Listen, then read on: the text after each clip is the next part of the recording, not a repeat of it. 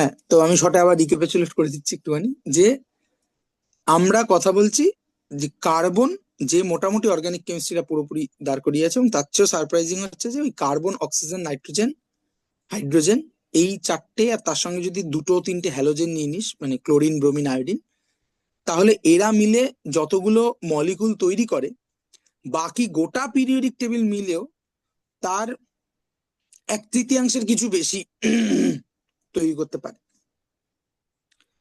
তো এই যে huge number of molecule both নেচারে, মানে একদম প্রিমিটিভ নেচার থেকে, বা আজকের দিনের মানুষের তৈরি যে মলিকুল আছে, সেই সমস্ত লিটারেচারে যে এই একটা ডিসক্রিপেন্সি দেখা যাচ্ছে, মাত্র 4-5টা এলিমেন্ট মিলে হিউজ নাম্বার অফ মলিকুল তৈরি করছে, ওয়ারেস বাকিরা মিলে অত তৈরি করতে পারছে না।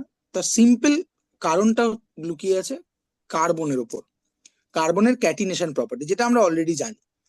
ওই জন্যই আমি যে জায়গা থেকে বলছি সেটা হচ্ছে যে ক্যাটিনেশন প্রপার্টির অরিজিনটা কি, কি এমন ঘটলো কার্বনের সাথে যাতে করে কার্বনের এই ধর্মটা এসে দাঁড়ালো। তার সিম্পল কারণ হচ্ছে এবং আমার ধারণা এটা, আহ নিশ্চয়ই আমার থেকে বুদ্ধিমান লোকজন প্রচুর আছে, ফলে আহ তাদের মধ্যে কেউ না কেউ তো এটা ভেবেইছে, কিন্তু আমি কোথাও পাইনি কোনো বইতে এই ক্যাটিনেশন প্রপার্টিকে এই অ্যাঙ্গেল থেকে দেখা, যে ক্যাটিনেশন প্রপার্টির অরিজিনটা কি। সেটা হচ্ছে যে যদি আমি হোমোনিউক্লিয়ার, মানে ক্যাটিনেশন প্রপার্টি কি বলে, যে কার্বন নিজের সঙ্গে সিঙ্গেল বন্ড করে করে ইনর্মাস লেন্থের বিভিন্ন চেইন তৈরি করতে পারে। এবার সেটার অরিজিন কি হতে পারে, যে তাহলে আমি দেখি যে হোমোনিউক্লিয়ার অর্থাৎ সেম এলিমেন্ট নিজের সাথে বন্ড করছে সিঙ্গেল বন্ড দিয়ে, তার বন্ড এনার্জি কার হাইয়েস্ট, সেটা হাইয়েস্ট হচ্ছে হাইড্রোজেন হাইড্রোজেন সিঙ্গেল বন্ডের। সেই কারণেই হাইড্রোজেন মলিকুলটা ইউনিভার্সে সবচেয়ে অ্যাবান্ডান্ট। দুটো কারণ আছে এটা, একটা কারণ হচ্ছে যে হাইড্রোজেন সবচেয়ে সিম্পলেস্ট এলিমেন্ট, সেই কারণে হাইড্রোজেন মানে অ্যাটমের সংখ্যাও বেশি, এবং হাইড্রোজেন গ্যাসটা সবচেয়ে সুস্থিত, ফলে সেটারও অ্যামাউন্ট বেশি। মানে সূর্য, তারা যা আছে এরা সব মানে huge chunk of hydrogen occupy করে বসে আছে। এবারে কিন্তু হাইড্রোজেনের ঝামেলাটা কি, যে হাইড্রোজেন একটা সিঙ্গেল বন্ড তৈরি করার পর সেটা স্টেবল, আর হাইড্রোজেনের কোথাও যাওয়ার নেই, আরো বন্ড করতে পারবে না, ওর কাছে ইনাফ ইলেকট্রন নেই। কিন্তু তারপরে সেকেন্ড হাইস্ট যে আছে হোমোনিউক্লিয়ার বন্ড, সিঙ্গেল বন্ড তৈরি করার ক্ষেত্রে কার্বন, তার কিন্তু 4খানা সিঙ্গেল বন্ড করার লাক্সারি আছে, এবং সেই কারণেই এনর্মাস নাম্বার অফ কার্বন একে অপরের সঙ্গে সিঙ্গলি বন্ডেড হয়ে হিউজ লেন্থের চেইন তৈরি করতে পারে। এটাই হচ্ছে কার্বনের catenation property. This is called catenation property.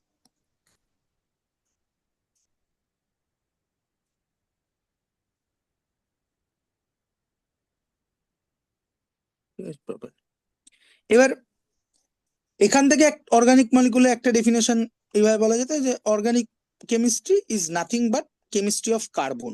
ঠিক আছে, কিন্তু এইটাও খুব ভালো ডেফিনেশন নয়। তার কারণ হচ্ছে যে কেমিস্ট্রি অফ কার্বন যদি বলি, তাহলে কার্বনের সকল মলিকুলের অর্গানিক কেমিস্ট্রির মধ্যে ডিল করা উচিত, কিন্তু ধর কার্বন মনোঅক্সাইড বা কার্বন ডাই অক্সাইড, এগুলো তো কার্বনের কম্পাউন্ড, বা ধর CCl4, কার্বন টেট্রাক্লোরাইড, এইগুলোকে কিন্তু অর্গানিক মলিকুল হিসেবে ট্রিট করা হয় না। This are not organic molecule,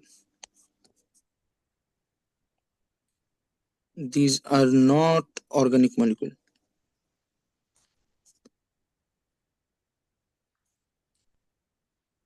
তাহলে আমরা নেক্সট জার্নিতে যাওয়ার আগে আমরা ভাবার চেষ্টা করি যে অর্গানিক মলিকুলের বেসিক কনসেপ্টটা ছিল যে it is something to do with organic or জীবজ ব্যাপার স্যাপার, হ্যাঁ, অর্থাৎ জীব জগৎ থেকে উঠে আসছে এরকম কিছু।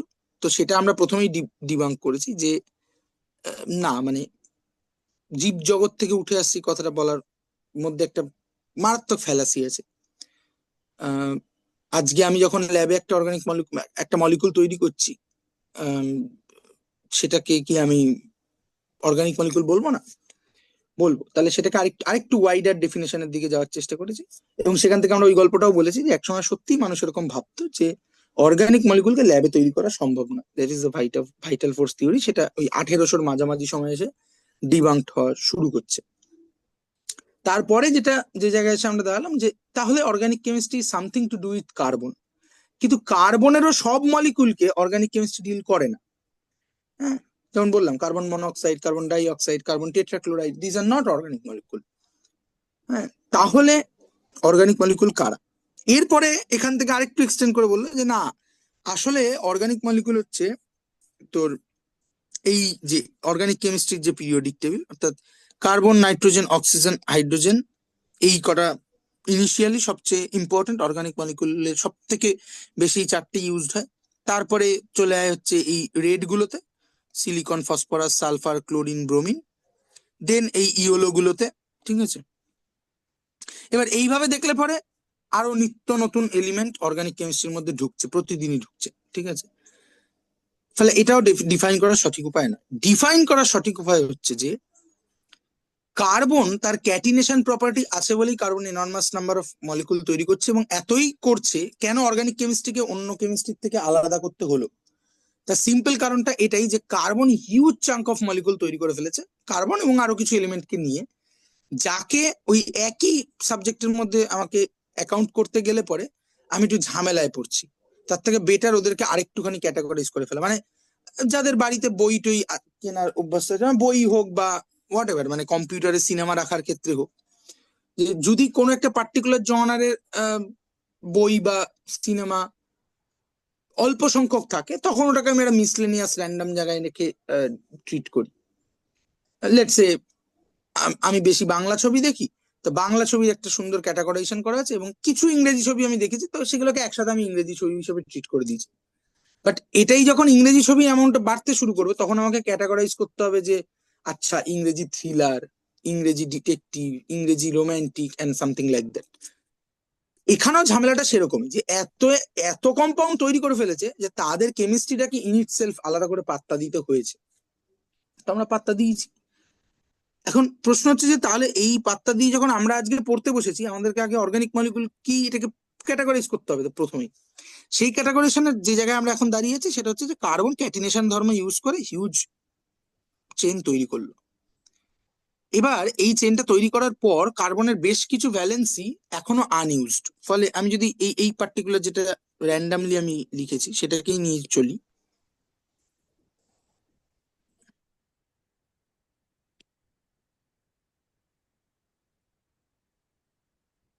এটা। ঠিক আছে, এখানে দেখে দেখ সবকটা কার্বনের সবকটা ভ্যালেন্সি ফুলফিল হয়নি। সে ফর এক্সাম্পল, এর এই কার্বনের দুটো তিনটে হাত বাকি, এই কার্বনের একটা হাত বাকি, এই কার্বনের তিনটে হাত বাকি, এই কার্বনের দুটো, এই কার্বনের তিনটে, এটার একটা, এটার দুটো, এটার তিনটে, এটারও তিনটে। ঠিক আছে, এটার একটা। তো কার্বন হাইড্রোজেন এই বন্ডটারও বন্ড এনার্জি যথেষ্ট বেশি, ফলে একবার কার্বন যখন একে অপরের সাথে, মানে একটা কার্বন অ্যাটম আরেকটা কার্বন অ্যাটমের সাথে জুড়ে ক্যাটিনেশন প্রপার্টি ইউজ করে লং চেনটা তৈরি করে ফেলছে, তখন বাকি ভ্যালেন্সি গুলো যদি হাইড্রোজেন দিয়ে ফিল আপ হয়ে যায়,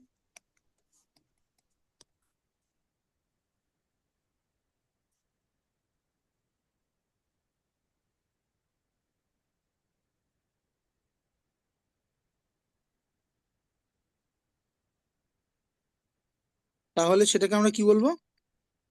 সেটাকে আমরা বলবো হাইড্রোকার্বন। ঠিক আছে, হাইড্রোকার্বন, বা আরো ভালো করে বলতে গেলে এটাকে বলা উচিত স্যাচুরেটেড হাইড্রোকার্বন। এবার এই স্যাচুরেটেড কথাটা আমি ব্র্যাকেট করে রাখলাম, এটা নিয়ে more on this letter on. ঠিক আছে, যাই হোক,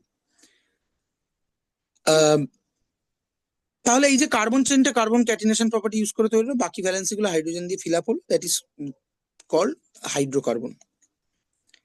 এবার এই হাইড্রোকার্বনের যদি আমাকে একটা জেনারেল ফর্মুলা লিখতে হয়, যেগুলো আমরা ছোটবেলায় লিখেছি, হ্যাঁ, জেনারেল ফর্মুলা অফ হাইড্রোকার্বন বা স্যাচুরেটেড হাইড্রোকার্বন। ঠিক আছে, মানে এই যে চেনটা আমি লিখেছি, খেয়াল করে দেখ এখানে যদি আমি মানে ব্রুট ফোর্স কাউন্ট করি কটা কার্বন আছে, 1 2 3 4 5 6 7 8 9 10, 10টা কার্বন আছে। C10, হাইড্রোজেন কটা আছে? 1 2 3 4 5 6 7 8, 9, 10, 11, 12, 13, 14, 15, 16, 17, 18, 19, 20, 21, 22। হাইড্রোজেন আছে 22টা। এটা একটা ফর্মুলা হলো।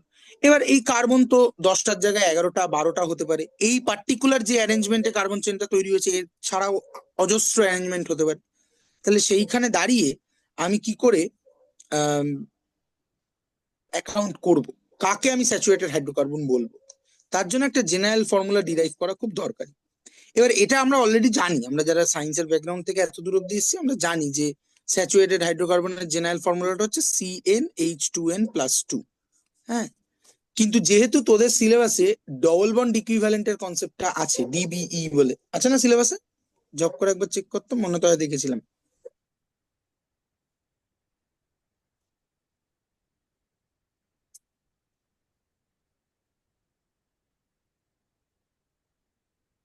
করছিস চেক?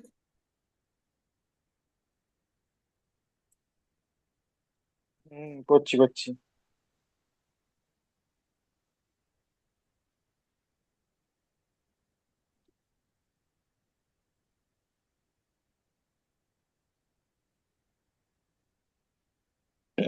আছে, ডিবি আছে। হুম। তো তার জন্য এই জেনারেল ফর্মুলাটাকে আরোই শুধু মুখস্থ করলে হবে না, তাহলে ডিবি বোঝা যাবে না। বোঝা যাবে না তা নয়, কারণ দুনিয়া ও বুঝার রাস্তা বের করে রেখেছে। সেটা হচ্ছে যে ডিবির একটা ফর্মুলা আছে, বাজারে পাওয়া যায়, সেই ফর্মুলাটা মুখস্থ করে ওটার মধ্যে প্লাগ ইন করে কিন্তু অত জটিলতায় গিয়ে লাভ নেই। সহজ, মানে প্রথম দিকে একটু কমপ্লেক্স লাগতে পারে কিন্তু আখেরে জীবন সহজ হয়ে যাবে।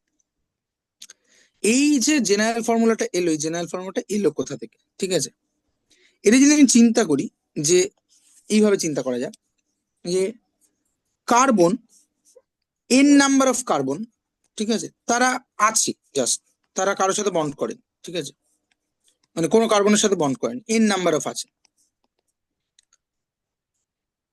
মানে জাস্ট ক্যাটিনেশন প্রপার্টিটা ইউজ করার আগে এসে দাঁড়িয়ে আছে।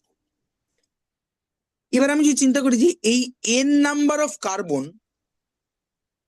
তারা যদি নিজেদের ভ্যালেন্সি, মানে আমার মূল উদ্দেশ্য কি যে একটা স্যাচুরেটেড হাইড্রোকার্বনের জেনারেল ফর্মুলা বের করবো, তাহলে আমি এইভাবে ভাবি যে এন নাম্বার অফ কার্বন তারা একে অপরের সঙ্গে এখনো বন্ড করেনি, কিন্তু তাদের ভ্যালেন্সি গুলো অলরেডি হাইড্রোজেন দ্বারা জাস্টিফাইড।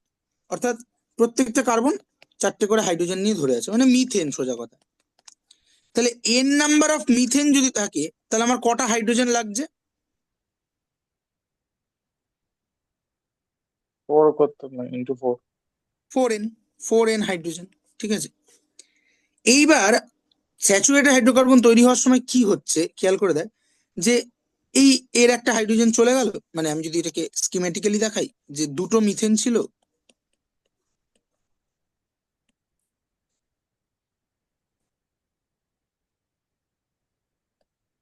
দুটো মিথেন ছিল, এবার যদি এই দুটো কার্বন একে অপরের সঙ্গে বন্ড করতে চায় তাহলে এর একটা হাইড্রোজেন অমিট হবে, এর একটা হাইড্রোজেন অমিট হবে এবং এদের মাঝখানে একটা বন্ড পড়বে। এই করে সে ক্যাটিনেশন প্রপার্টিটা ইউজ করছে। তাহলে এখান থেকে যে ইনফরমেশনটা ইম্পর্টেন্ট সেটা হচ্ছে যে একটা কার্বন কার্বন সিঙ্গেল বন্ডের জন্য আমাকে দুটো হাইড্রোজেন স্যাক্রিফাইস করতে হয়, তাই না?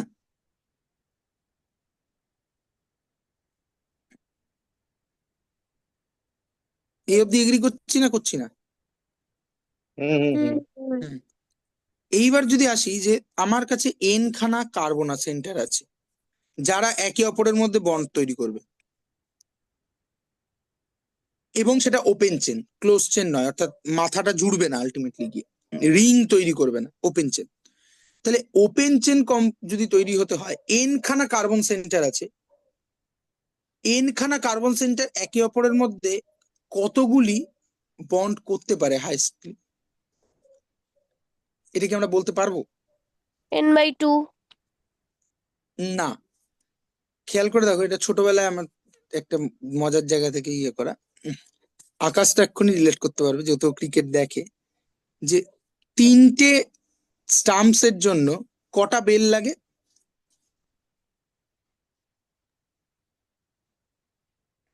দুটো লাগা করা লাগবে। 2টো লাগবে। 4টে স্টাম্পস এর জন্য তিনটে। তিনটে। তাহলে এন নাম্বার অফ কার্বনের জন্য কটা বেল লাগবে যদি কার্বন গুলোকে আমি স্টাম্পস ধরি?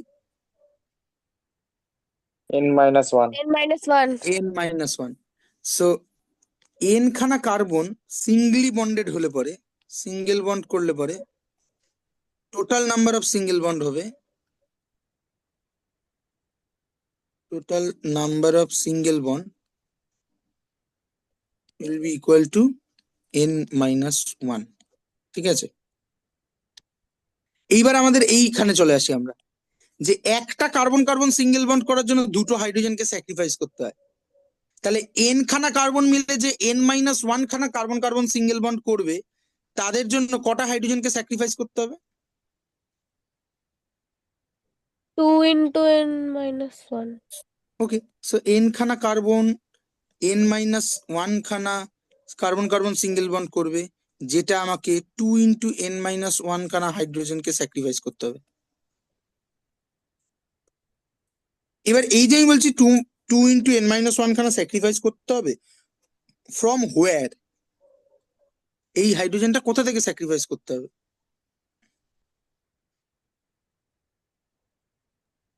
এটা বললেই আমাদের প্রবলেম খতম। এটা তো যে যৌগ দুটো মিলে বিক্রিয়া করছে সেই যৌগ থেকেই স্যাক্রিফাইস করতে হবে। না না, এখানে কোনো বিক্রিয়া টিক্রিয়া করছে না, আমরা এখানে ম্যাথমেটিক্যালি লিখছি, মানে হাইপোথেটিক্যালি। ঠিক আছে, এই যে এইখান থেকে যে এন খানা কার্বন যখন চুপচাপ দাঁড়িয়েছিল, উইথ তাদের প্রত্যেকটা ভ্যালেন্সি হাইড্রোজেন দ্বারা স্যাটিসফাইড, অর্থাৎ বেসিক আমরা শুরুটা করেছিলাম কি, এন খানা মিথেন নিয়ে, এন খানা মিথেন নিয়েছি। এবার কার্বন গুলো নিজেদের একটা করে হাইড্রোজেনকে স্যাক্রিফাইস করে নিজেদের মধ্যে বন্ড করছে। এন খানা কার্বন বন্ড করতে পারে কটা? হাইয়েস্ট n-1, যদি সবাই সিঙ্গেল বন্ড করে। তাহলে n-1 খানা বন্ড করার জন্য তাকে হাইড্রোজেন স্যাক্রিফাইস করতে হবে কত? 2 into n-1। 2 into n-1 hydrogen sacrifice করতে হবে ফ্রম হোয়ার? না, যখন তারা একা একা মিথেন হয়ে বসেছিল সেখান থেকে। তাহলে তার মানে তো সেটাই বললাম। এন খানা কার্বন, না না তুই মানে মিসকনসেপশনের জায়গা আছে, তো ওই জন্য আমি ক্লিয়ার করলাম যে রিয়াকশন এখানে কিছু হচ্ছে না, আমরা রিয়াকশন নিয়ে কথাই বলছি না, আর একটা মডেল প্রবলেম দেখানোর চেষ্টা করছি।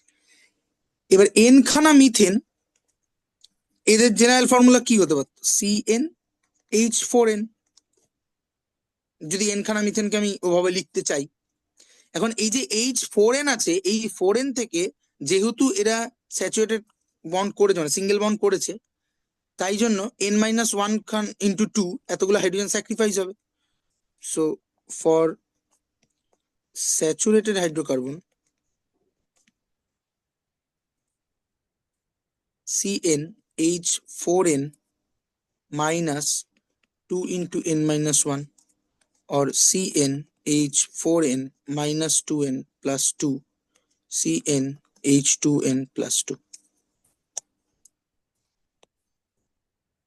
Broom.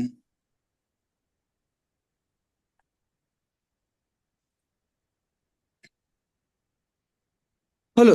So this is the general formula of saturated hydrocarbon.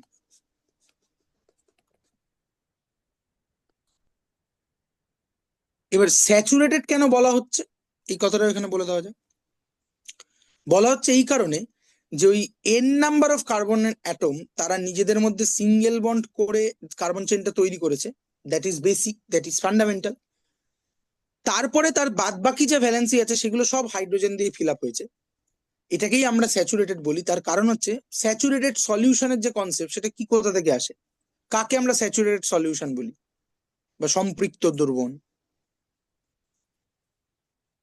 বলতে একটা নির্দিষ্ট তাপমাত্রায় বা নির্দিষ্ট চাপে হুম, একটা নির্দিষ্ট পরিমাণ দ্রাবকে যে পরিমাণ দ্রাব্য দ্রবীভূত হতে পারে, অর্থাৎ আয়ন আকারে ভেঙে যেতে পারে, ঠিক সেই পরিমাণই দ্রাব্য যদি মেশানো থাকে তাহলে সেটাকে সম্পৃক্ত দ্রবণ বলা হয়। হুম, ঠিকই বলেছিস, শুধু একটা ইমপ্রিসাইজনেস আছে, ওই আয়ন আকারে ভেঙাটা নেসেসারি নয়। যদি আয়নিক কম্পাউন্ড হয় বা তড়িৎ বিশ্লেষ্য কম্পাউন্ড হয় তাহলে আয়ন হিসেবে ভাঙবে, আদারওয়াইজ না ভাঙবে। তো সেটা যাই হোক, সেটা বাজে কথা, কিন্তু আমি বলছি যে ঠিকই বলেছিস। অর্থাৎ কোন একটা পার্টিকুলার কিছু হাইয়েস্ট যত পরিমাণকে অ্যাকোমোডেট করতে পারে সেটা অ্যাকোমোডেট করে গেলে আমরা স্যাচুরেটেড কথাটা বলি। যে হিউমিডিটি স্যাচুরেটেড করে গেছে, তার মানে কি 100% হিউমিডিটি পসিবল, 100% হয়ে গেছে। বা একটা সিনেমা হল স্যাচুরেটেড করে গেছে, 900টা সিট আছে, 900 জন চলে এসছে। তো সেম কনসেপ্ট এখানে, যে কার্বন সিঙ্গলি বন্ডেড চেনটা তৈরি করার পর বাকি ভ্যালেন্সি গুলো হাইড্রোজেন দিয়ে ফিল আপ হবে, এবং তাতে করে যতগুলো হাইড্রোজেন অ্যাটমোস্ট কার্বন অ্যাকোমোডেট করতে পারে, যখন সেই সবগুলো অ্যাকোমোডেটেড হয়ে গেছে, তখন তাকে আমরা বলছি স্যাচুরেটেড হাইড্রোকার্বন। আর নতুন কোনো হাইড্রোজেন বা ইভেন অন্য কোনো এলিমেন্ট তুই আইদার কার্বন কার্বন বন্ড ভেঙে, মানে না ভেঙে বা কার্বন হাইড্রোজেন বন্ডকে প্রতিস্থাপিত না করে তুই ঢোকাতে পারবি না ওখানে, ঠিক আছে? That is why called, that is why it's called saturated hydrocarbon. এবং এর আরেকটা জেনারেল নেম আছে, যে এদেরকে বলা হয় অ্যালকেনস, ঠিক আছে? কে বলা হয় অ্যালকেন, ঠিক আছে? এবার আনস্যাচুরেটেড হাইড্রোকার্বন, তাহলে এখান থেকে ডিল করা যায়। আনস্যাচুরেটেড হাইড্রোকার্বন হচ্ছে কিছুই না, অ্যাটলিস্ট একটাও যদি ডবল বন্ড থাকে, হ্যাঁ, অর্থাৎ সিম্পল অ্যালকিন যাদেরকে বলা হয়, সিম্পল অ্যালকিন।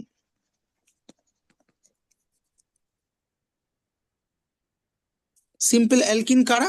না অ্যাটলিস্ট একটা, অ্যাটলিস্ট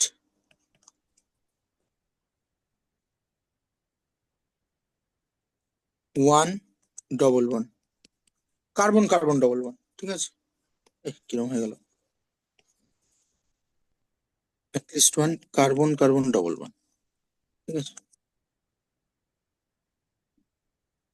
তার মানে এই যে আমার পার্টিকুলার ইয়েটা ছিল, যে এন খানা মিথেন তারা এন খানা, মানে এন কার্বনওয়ালা একটা স্যাচুরেটেড হাইড্রোকার্বন তৈরি করবে, তাতে CnH2n+2 হয়েছে। এবার যদি অ্যাটলিস্ট একটা ডবল বন্ডকে অ্যাকোমোডেট করতে হয়, ডবল বন্ড মানে কিন্তু এখানে আমি দুটো বন্ড লিখছি বটে ডবল বন্ড বলার জন্য, কিন্তু আসলে ডবল বন্ড মানে কিন্তু একটাই বন্ড। অর্থাৎ অলরেডি একটা কার্বন কার্বন যে বন্ড আছে, this is called sigma bond, একটা বন্ড আছে অলরেডি, তার উপরে আরেকটা বন্ড পড়বে, এগুলো নিয়ে আমি কথা বলবো পরবর্তীকালে। তার উপরে আরেকটা বন্ড পড়বে, ঠিক আছে? হুম, তাহলে ডবল বন্ড বলতে অ্যাকচুয়ালি বোঝানো হচ্ছে কিন্তু এই বন্ডটাকে, কিন্তু আমরা লেখার সময় ডবল বন্ড মানে দুটো দাগ দিই। দুটো দাগ মানে কিন্তু দুটো বন্ড নয়, ডবল বন্ড মানে সেকেন্ড বন্ডটা। তার মানে এই ডবল বন্ডটাকে তো আমি ট্রিট করতে পারি আরেকটা কার্বন কার্বন সিঙ্গেল বন্ড হিসেবে, যেটা অলরেডি একটা কার্বন কার্বন সিঙ্গেল বন্ড রয়েছে, এরকম দুটো প্রি এক্সিস্টিং অবস্থা, সেখানেই আরেকটা বন্ড পড়ছে, এই তো ব্যাপার। তাহলে আগের প্রপোজিশনে ফিরে যাই, যে একটা কার্বন কার্বন বন্ডের জন্য আমার দুটো হাইড্রোজেনকে স্যাক্রিফাইস করতে হয়। তাহলে এই যে সেকেন্ড বন্ডটা আসছে কোন একটা পার্টিকুলার সেন্টারে, তার জন্য আমাকে দুটো হাইড্রোজেন স্যাক্রিফাইস করতে হবে, তাই তো? হুম হুম। হুম, তাহলে এটা হয়ে যাবে CnH2n+2 -2, CnH2n. This is the general formula of alkane.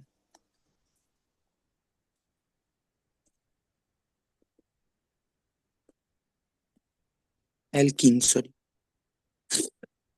Same S যদি অ্যালকাইনে যাই, অ্যালকাইন মানে কি? Triple bond, carbon carbon triple bond. তার মানে অলরেডি কার্বন কার্বন ডবল বন্ডটা ছিল, বা যদি আমি স্যাচুরেটেড হাইড্রোকার্বনের রেসপেক্টে ভাবতে চাই, তাহলে অলরেডি কার্বন কার্বন সিঙ্গেল বন্ডটা ছিল, তার উপরে ওই pre existing carbon carbon single বন্ডের উপরে আরো দুটো বন্ড পড়ছে। তো দুটো বন্ড মানে চারটে হাইড্রোজেন স্যাক্রিফাইস। তাহলে সেখান থেকে ধরলে CnH2n+2 -4 or CnH2n-2, এটা হচ্ছে অ্যালকাইন, ঠিক আছে? অ্যালকাইন। এই অবধি কোনো সমস্যা আছে? না। না। এখান থেকে ডবল বন্ড ইকুইভ্যালেন্টকে রিলেট করে দেওয়া যায়। এই যে আমরা বলছি যে একটা কার্বন কার্বন সিঙ্গেল বন্ড পড়তে গেলে দুটো হাইড্রোজেনকে ভেঙে দিতে হয়। আচ্ছা, ডবল বন্ড ইকুইভ্যালেন্ট বলার আগে আমি যেটা যে উদ্দেশ্যটা বলা শুরু করেছিলাম সেটা শেষ করি। সেটা হচ্ছে যে what is the modern definition of organic molecule, ঠিক আছে?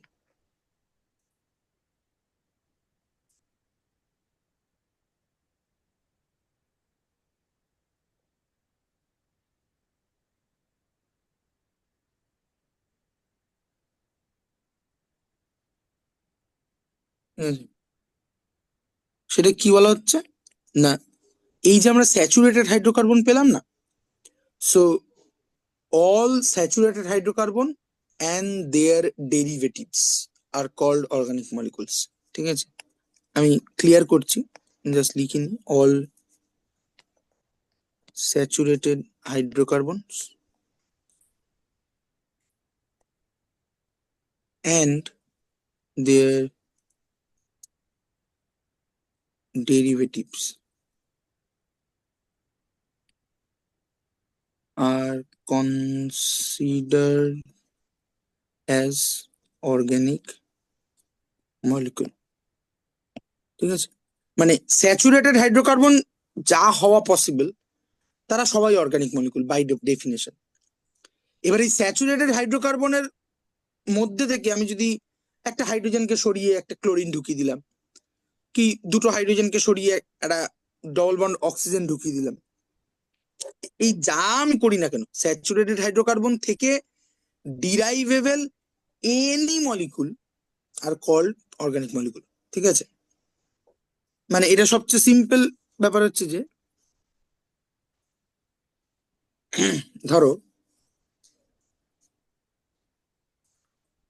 আমি যদি লিখি CH4, এটা অর্গানিক মলিকুল নাকি অর্গানিক মলিকুল না?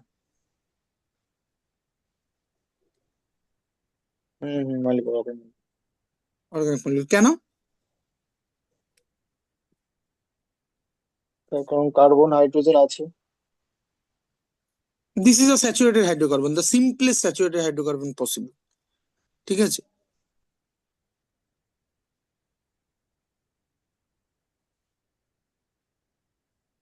বাট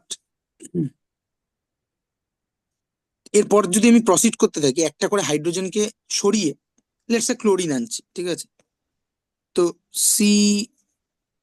CH3Cl এটা অর্গানিক না অর্গানিক নয়? হুম, organic. Organic. CH2Cl2 organic organic. Organic. অর্গানিকই হবে, হ্যাঁ। CHCl3 still organic, this is chloroform. ঠিক আছে, বাট যখনই এখানে চলে যাব এটা কি অর্গানিক?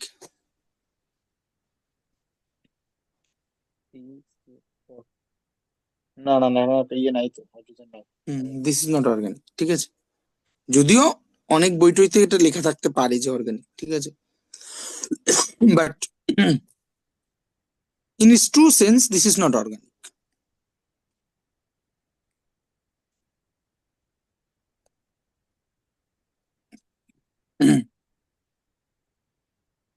তো আশা করি আমরা মোটামুটি বুঝতে পেরেছি। এবার এখান থেকে ডবল বন্ড ইকুইভ্যালেন্ট বলার জন্য যেটা ব্যাপার সেটা হচ্ছে যে এই যে আমি ডেরিভেটিভ তৈরি করছি তার মানে কি করছি, যে স্যাচুরেটেড হাইড্রোকার্বনের আইদার কোনো কার্বন কার্বন বন্ডকে ব্রেক করছি, করে সেখানে কিছু একটা জুড়ছি, বা কার্বন হাইড্রোজেন বন্ডকে আমি সাবস্টিটিউট করছি, অর্থাৎ হাইড্রোজেনটাকে সরিয়ে নিয়ে ওখানে কোনো একটা মলিকুল জুড়ছি। এই অর্গানিক মলিকুল তৈরি করার সবচেয়ে ট্রিভিয়াল রাস্তা। এবারে ডবল বন্ড ইকুইভ্যালেন্ট বলা হচ্ছে যে এখানে ডবল বন্ড বলতে বলা হচ্ছে যে ওই সিঙ্গেল বন্ডটা পড়ে যাওয়ার পরের যে বন্ডটা, প্রথম যে পাই বন্ডটা আর কি। ঠিক আছে, মানে এটা যেহেতু আমরা কলেজের ক্লাস করছি আমি কতগুলো জিনিস একটুখানি ধরে নেবো এবং আমাদের হাতে সময়ও কম, যে তোরা জানিস অলরেডি। ঠিক আছে, সেখানে যদি মনে হয় যে না এটা কি বলা হলো আমি ঠিক বুঝতে পারিনি, একটু নিজে যেচে জিজ্ঞেস করে নিবি যে এটা আমি ঠিক বুঝতে পারলাম না। ঠিক আছে, মানে এই যে সিগমা বন্ড পাই বন্ড এটা আমি ধরে নিচ্ছি তোরা জানিস। ঠিক আছে, জানিস তো নাকি জানিস না? জানি জানি। হ্যাঁ, তো ডবল বন্ড বলতে এখানে বলা হচ্ছে ওই সেকেন্ড বন্ডটা, অর্থাৎ সিগমা বন্ডের পরে যে পাই বন্ডটা আসছে সেই পাই বন্ডটাকে, মানে ডবল বন্ড ইকুইভ্যালেন্ট কথাটার মধ্যে যে ডবল বন্ডটা আছে সেইটা। হ্যাঁ, অ্যাকচুয়ালি ডবল বন্ড মানে হচ্ছে সিঙ্গেল বন্ডের পরের যে প্রথম পাই বন্ডটা আসছে সেটা ডবল বন্ড, তারপরের পাই বন্ডটা আসলে ওটা ট্রিপল বন্ড হয়ে যায়। কিন্তু এক্ষেত্রে আমরা দেখবো যে ওই ট্রিপল বন্ডটাকেও আমরা আসলে দুটো ডবল বন্ড হিসেবে ট্রাই করতে পারি, মানে সরি ভাবতে পারি আর কি। ঠিক আছে, যেহেতু দুটোই পাই বন্ড, ডবল বন্ডের বন্ডটাও পাই বন্ড, ট্রিপল বন্ডের বন্ডটাও পাই বন্ড। হ্যাঁ, তো ডবল বন্ড ইকুইভ্যালেন্ট কথাটা বলা হচ্ছে, যেটা খুব গুরুত্বপূর্ণ অর্গানিক মলিকুলের স্ট্রাকচার ডিটারমিনেশনের জন্য, সেটা হচ্ছে যে কথার মধ্যেই আছে ডবল বন্ড ইকুইভ্যালেন্ট। নাম শুনেই বোঝা যাচ্ছে যে something equivalent to double bond, ঠিক আছে। তো একটা স্যাচুরেটেড হাইড্রোকার্বনের মধ্যে যদি আমাকে একটা ডবল বন্ড ইনসার্ট করতে হয়, আমরা যে লজিক থেকে এলাম, তাহলে আমাকে দুটো হাইড্রোজেন স্যাক্রিফাইস করতে হবে। So we can say 2 hydrogen is equivalent to a double bond,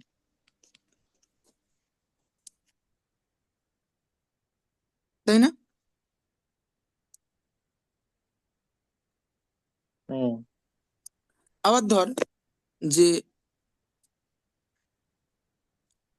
খেয়াল করে দেখ যে আমি একটা মানে উদাহরণ দিয়ে তারপর সেখান থেকে রিলেশনটা আনছি। ধর একটা কার্বনের সংখ্যা বল। কার্বনের সংখ্যা মানে? মানে একটা কার্বন চেন আঁকবো, আর কিছুই না।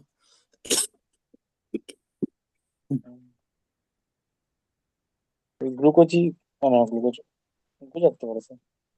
না না, এমনি এমনি হাইড্রোকার্বন। আর এরা 7 মেম্বার, মানে 7খানা কার্বন, ঠিক আছে। সি সি সি সি, আমি স্ট্রেট চেনটাই আঁকছি এটা। তাহলে এখানে হাইড্রোজেন দিলে CH3 CH2 CH2 CH2 CH2 CH3। এর জেনারেল ফর্মুলা থেকে আমি লিখে দিতে পারি, যদি 7টা কার্বন থেকে থাকে, 7টা না বোধহয় 6টা লিখলাম না, CH2 CH3। তাহলে জেনারেল ফর্মুলা লিখতে পারি C7H16, তাই তো। 7 × 14 আর 2 × 16, কাউন্ট করলেও পাওয়া যাবে, 3 3 6, আর এদিকে হচ্ছে 5 × 2 = 10, ঠিক আছে। এইবার আমি ডবল বন্ড আনছি না, কিন্তু আমি যে কোনো দুটো কার্বনকে রিং ফর্মেশন করে দিচ্ছি, জুড়ে দিচ্ছি, ঠিক আছে। লেটস সে আমি যদি এইটাকে জুড়ি, সবগুলোই জুড়ে জুড়ে দেখাবো। তারপর ধর এইটার সাথে এইটাকে জুড়ে দিলাম, তারপর ধর এইটার সাথে এটাকে জুড়ে দিলাম, তারপর ধর এটার সাথে এটাকে জুড়ে, না, এটার সাথে এটা, সবগুলো এক জায়গায় জুড়ি, আর এটার সাথে এটাকে জুড়ে দিলাম, ঠিক আছে। তো প্রত্যেকটা যদি আঁকার চেষ্টা করি, প্রথমে অরেঞ্জটা আঁকি। অরেঞ্জটার ক্ষেত্রে জুড়ে দিলে কত হবে? 7 মেম্বার রিং হবে, 1 2 3 4 5 6 7। তাহলে খেয়াল করে দেখ যে সি, কোডটা মেনটেন করি, C CH2 CH2 CH2 CH2 CH2, মাঝে CH2 গুলো সেম থাকলো। আচ্ছা, এটাকে ঘুরিয়ে লিখি, C CH2 CH2 CH2 CH2 CH2, মাঝের 1 2 3 4 5টা CH2 লিখে ফেলেছি। তারপরে সি সি জুড়ে গেল। এর এখানে 3টে ছিল, এর এখানেও 3টে ছিল, কিন্তু এটা জুড়ে যাওয়ার জন্য এখানে দুটোই অ্যাকোমোডেট করতে পারবে, এও দুটো অ্যাকোমোডেট করতে পারবে। তাহলে দেখ, এই একটা রিং ফর্মেশন হওয়ার জন্য ওকে দুটো হাইড্রোজেন কমাতে হয়েছে। এবং তুই এখান থেকে ফর্মুলাটা করে দেখ, কটা কার্বন আছে? 7টা কার্বন, 7টা কার্বনই থাকবে। হাইড্রোজেন কটা আছে? না, 2 2 4 5 6 7 8 9 10 11 12 13 14। So sorry, C7H14। এবং আমি বাকি যতগুলো কম্বিনেশন লিখেছি, তো যে কোনো একটা ট্রাই কর। ধর আমি যদি এই এই ভায়োলেটটা ট্রাই করি, যেটা সবচেয়ে শর্টেস্ট রিং হবে, তাহলে দেখ সি সি সি, এই জুড়ে গেল, এই যে এই 3টে কার্বন জুড়ে গেল। তারপরে এই কার্বনটা থেকে 1 2 3 4টে CH2 CH2 CH2 CH3 আছে, এও দুটোই অ্যাকোমোডেট করতে পারছে, এ আর একটা অ্যাকোমোডেট করতে পারছে, এ দুটো অ্যাকোমোডেট করতে পারছে। এবার যদি আমি কাউন্ট করি, 7টা কার্বনের 7টা কার্বনই থাকবে, আর হাইড্রোজেন থাকবে কটা? 2 2 4 5 6 7 8 9 10 11 12 13, 13 আর 3 16। তাই ভুল করলাম কিছু একটা? 2 2 4 5 6 7 8 9 10 11 12 13 কার্বন সংখ্যা বাড়িয়ে দিয়েছি নাকি?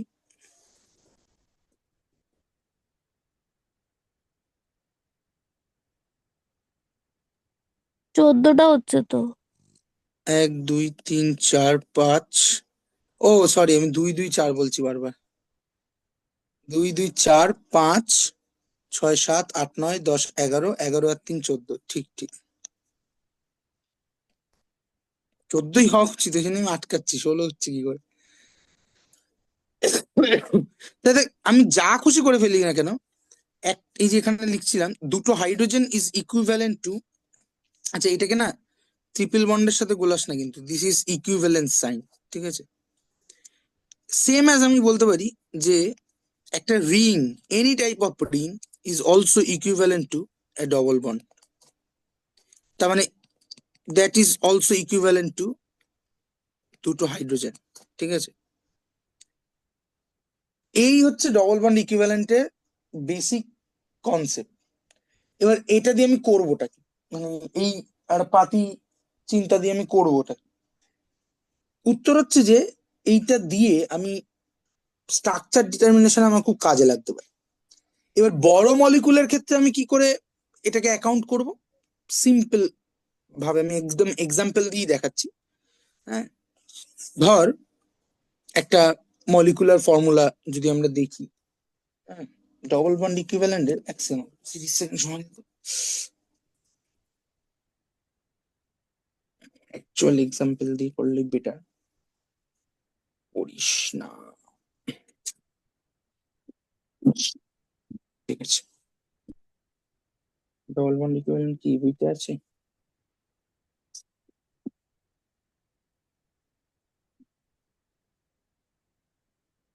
আহ, আহ, উম,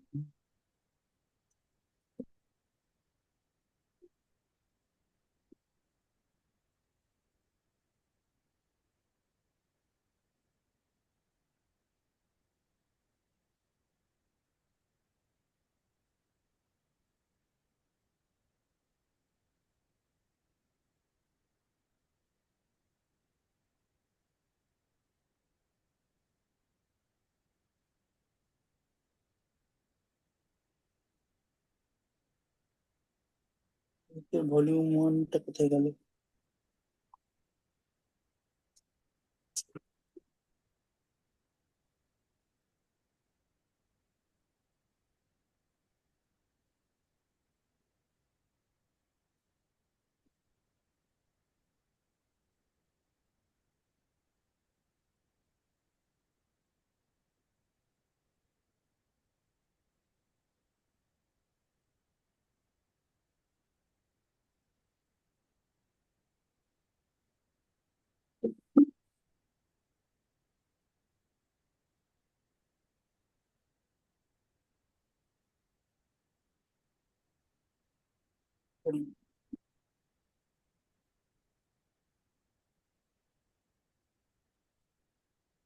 double bond equivalent,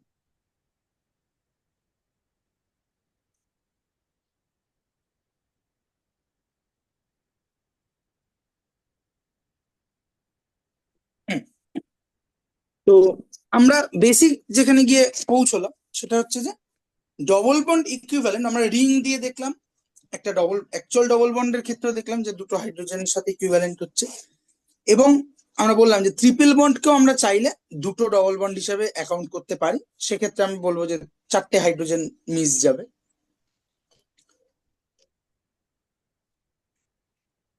so all sorts of possibility আমরা ভাবতে পারি, যে দুটো হাইড্রোজেন ইজ ইকুইভ্যালেন্ট টু একটা double bond is equivalent to একটা রিং, আবার 4টে hydrogen missing is equal to দুটো ডবল বন্ড বা একটা ট্রিপল বন্ড বা দুটো রিং, ঠিক আছে?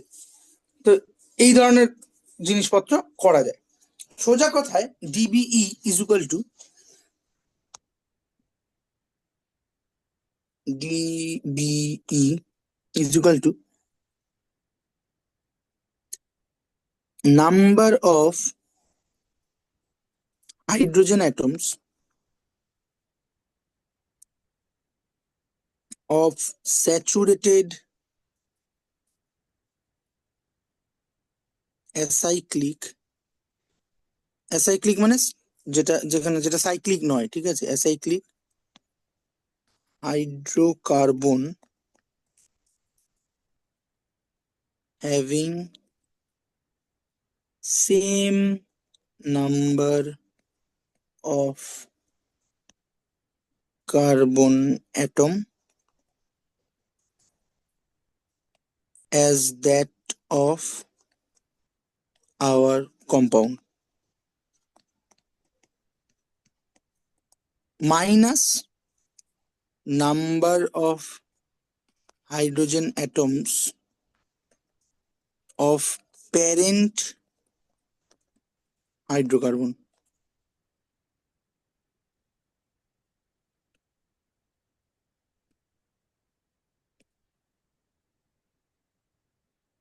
Of our compound লিখি। এটা দেখে ভজঘট লাগলো, ডিভাইডেড বাই 2 থাকবে একটা। আমরা ভজঘটটাকে মেটানোর চেষ্টা করছি, ঠিক আছে।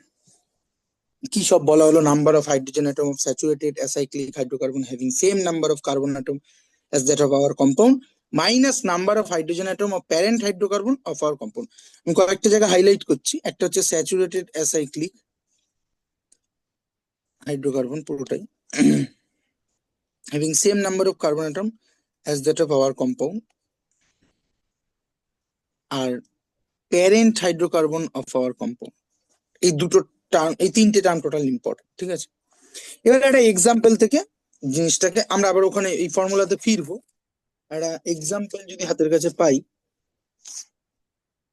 তাহলে বেশ ভালো হয়।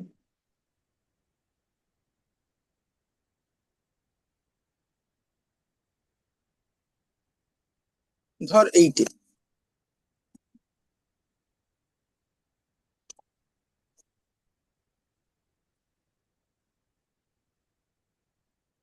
সিম্পল দিয়ে শুরু করা যায়। হ্যাঁ, এইটে C5H12, ঠিক আছে।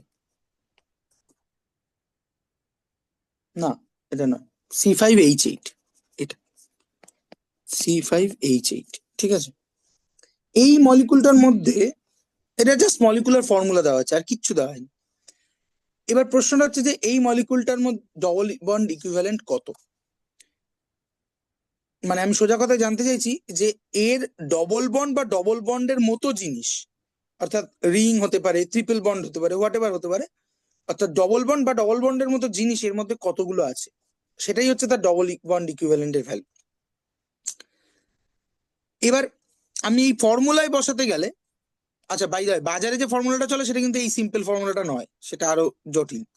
হ্যাঁ, এই ফর্মুলাটা মাথায় না রাখলেও চলবে আমরা যদি ভাবার চেষ্টা করি, কিন্তু এই টার্ম গুলো বোঝার জন্য ইম্পর্টেন্ট। প্রথম কথা হচ্ছে এইটা হচ্ছে তাহলে আমার মলিকুলটা বা মলিকুলার ফর্মুলাটা, এর মধ্যে কতগুলো ডবল বন্ড ইকুইভ্যালেন্ট আছে আমি খুঁজতে চাইছি। তো প্রথম কাজ হচ্ছে এটা বোঝা যে মাদার অর ফাদার, যা খুশি বলে না কেন, প্যারেন্ট বলা better, gender neutral, parent of any organic molecule is a saturated hydrocarbon, ঠিক আছে। এটা আমরা বলেছি যে স্যাচুরেটেড হাইড্রোকার্বন তৈরি হওয়ার পর স্যাচুরেটেড হাইড্রোকার্বনের হাইড্রোজেন গুলো আইদার সাবস্টিটিউটেড হয়ে বা carbon carbon single bond break করে অন্য কিছুর সাথে জুড়ে গিয়ে বাকি যাবতীয় অর্গানিক মলিকুল তৈরি হয় ইন প্রিন্সিপাল।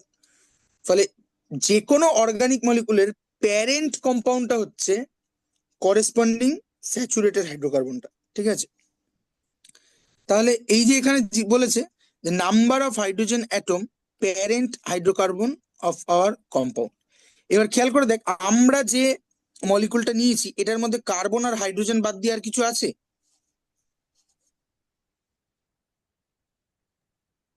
না। না। তাহলে এটা একটা hydrocarbon, so this is its parent hydrocarbon, ঠিক আছে।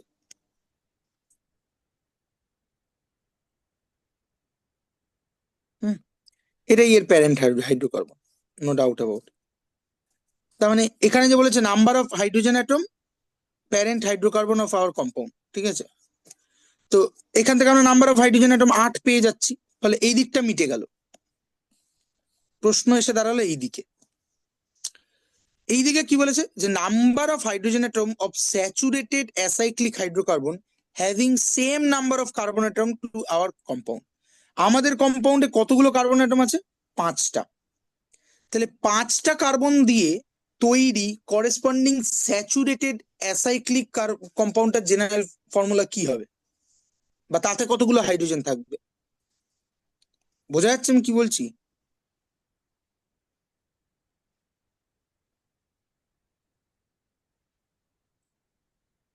12টা। 12টা, এই তো, তার মানে বোঝা যাচ্ছে। We are in a brilliant class. C5H12 কিভাবে ক্যালকুলেট করলাম? CnH2n plus.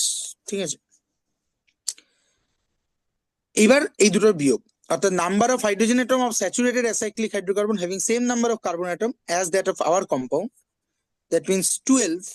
সো এই কম্পাউন্ডটার DB is equal to 12 minus আমার অ্যাকচুয়াল কম্পাউন্ডটা যেটা প্যারেন্ট হাইড্রোকার্বন, এক্ষেত্রে কম্পাউন্ডটা নিজেই, তাতে আছে 8টা, divided by 2 is equal to 2। তার মানে এর ডিবি হলো 2। তার মানে আইদার এতে দুটো ডবল বন্ড থাকতে পারে, দুটো রিং থাকতে পারে, ঠিক আছে, একটা ট্রিপল বন্ড থাকতে পারে, all sorts of possibility available. এবার কেন এটা ইম্পর্টেন্ট বের করাটা, একটু ভাবলেই বোঝা যাবে যে আজকের দিনে আমাদের কাছে অনেক ধরনের স্পেকট্রোস্কোপি আছে, NMR, IR, UV, X ray crystallography, অমুক তমুক, কিন্তু আর্লি অর্গানিক কেমিস্ট্রিতে বা আর্লি কেমিস্ট্রিতে এত কিছুর লাক্সারি ছিল না। মানে NMR তো এসছে 1960s অ্যারাউন্ডে। আরো ভালো করে বলতে গেলে মানে কেমিস্টদের হাতে NMR এসছে আরো বেশ কিছুদিন পর। ফলে সেই সময় দাঁড়িয়ে যখন মানুষ স্ট্রাকচার ডিটারমিনেশন করতে যেত, তখন তারা নানা রকমের কেমিক্যাল অ্যানালিসিস করতো, করে মলিকুলার ফর্মুলা বের করার চেষ্টা করতো, তারপর সেই মলিকুলার ফর্মুলার উপর দাঁড়িয়ে তারা একটা স্ট্রাকচার ভাবার চেষ্টা করতো, দেন সেই স্ট্রাকচারটা ভাবার পর সেটাকে বিভিন্ন আবার কেমিক্যাল রিয়াকশন করে ডিসকার্ড বা জাস্টিফাই করার চেষ্টা করতো।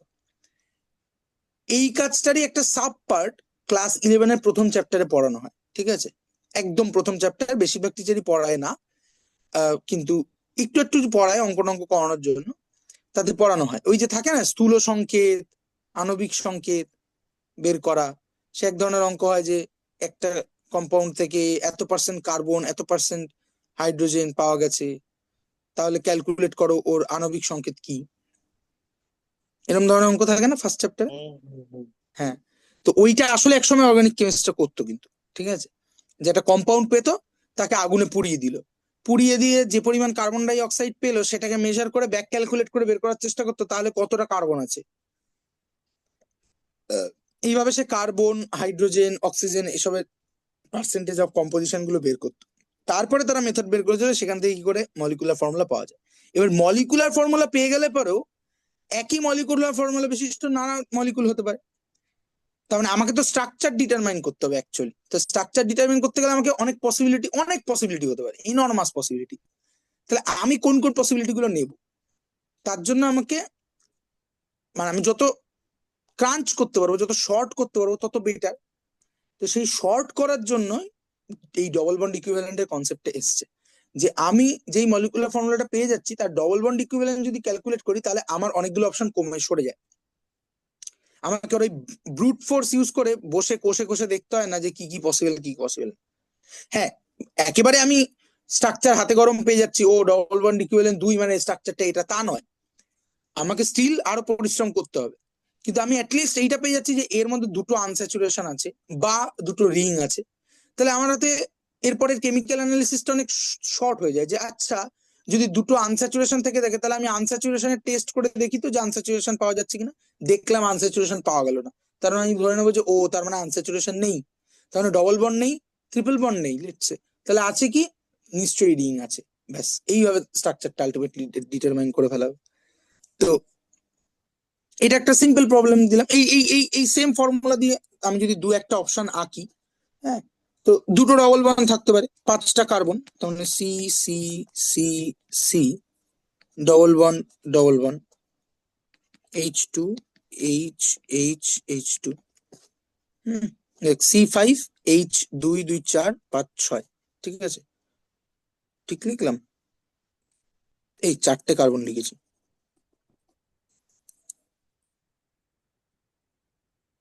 CH3 CH, তাহলে 3 2 5, 5 3 8, ঠিক আছে, এইটা হতে পারে। এর নাম হবে হচ্ছে পেন্টা 1,3 ডাইন, এটা হতে পারে। বা ধর এইটা এরকম একটা কিছু হতে পারে, C ডবল বন্ডেড C, এই ধরনের কম্পাউন্ডকে অ্যালিন বলা হয়। CH3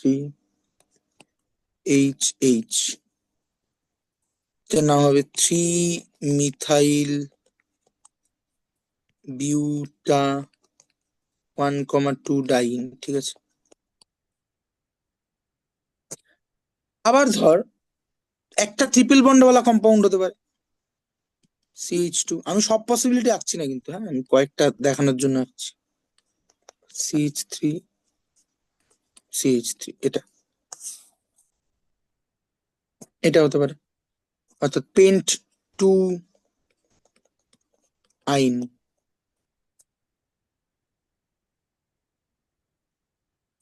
বা রিং কম্পাউন্ড হতে পারে।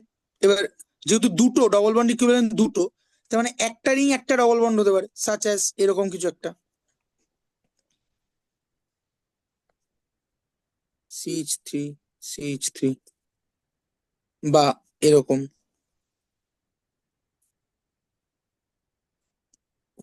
বা এরকম সাইক্লোপেন্টিন।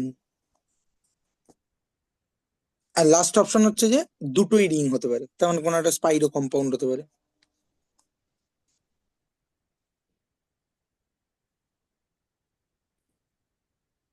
বা ফিউজ কম্পাউন্ড হতে পারে, বাইসাইক্লো আর কি, ঠিক আছে।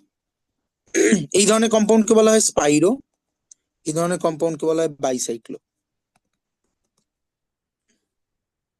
মানে ডিফারেন্সটা হচ্ছে যে দুটো রিং যদি একটা কার্বন দ্বারা জাংশন থাকে তাহলে সেই ধরনের কম্পাউন্ডকে বলা হয় স্পাইরো কম্পাউন্ড, আর দুটো রিং যদি একটা বন্ডের রেসপেক্টে ফিউজ থাকে তাহলে তাকে বলা হয় বাইসাইক্লো কম্পাউন্ড, ঠিক আছে। জাস্ট একটা ট্রিভিয়া দিলাম আর কিছু। তো এটা একটা সহজ এক্সাম্পল গেল, এবার একটু জটিলের দিকে যাওয়া যাক, ঠিক আছে। লেটস সে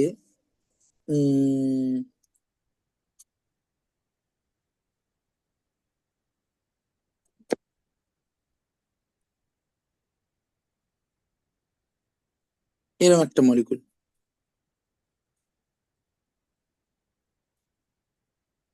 C3H4O,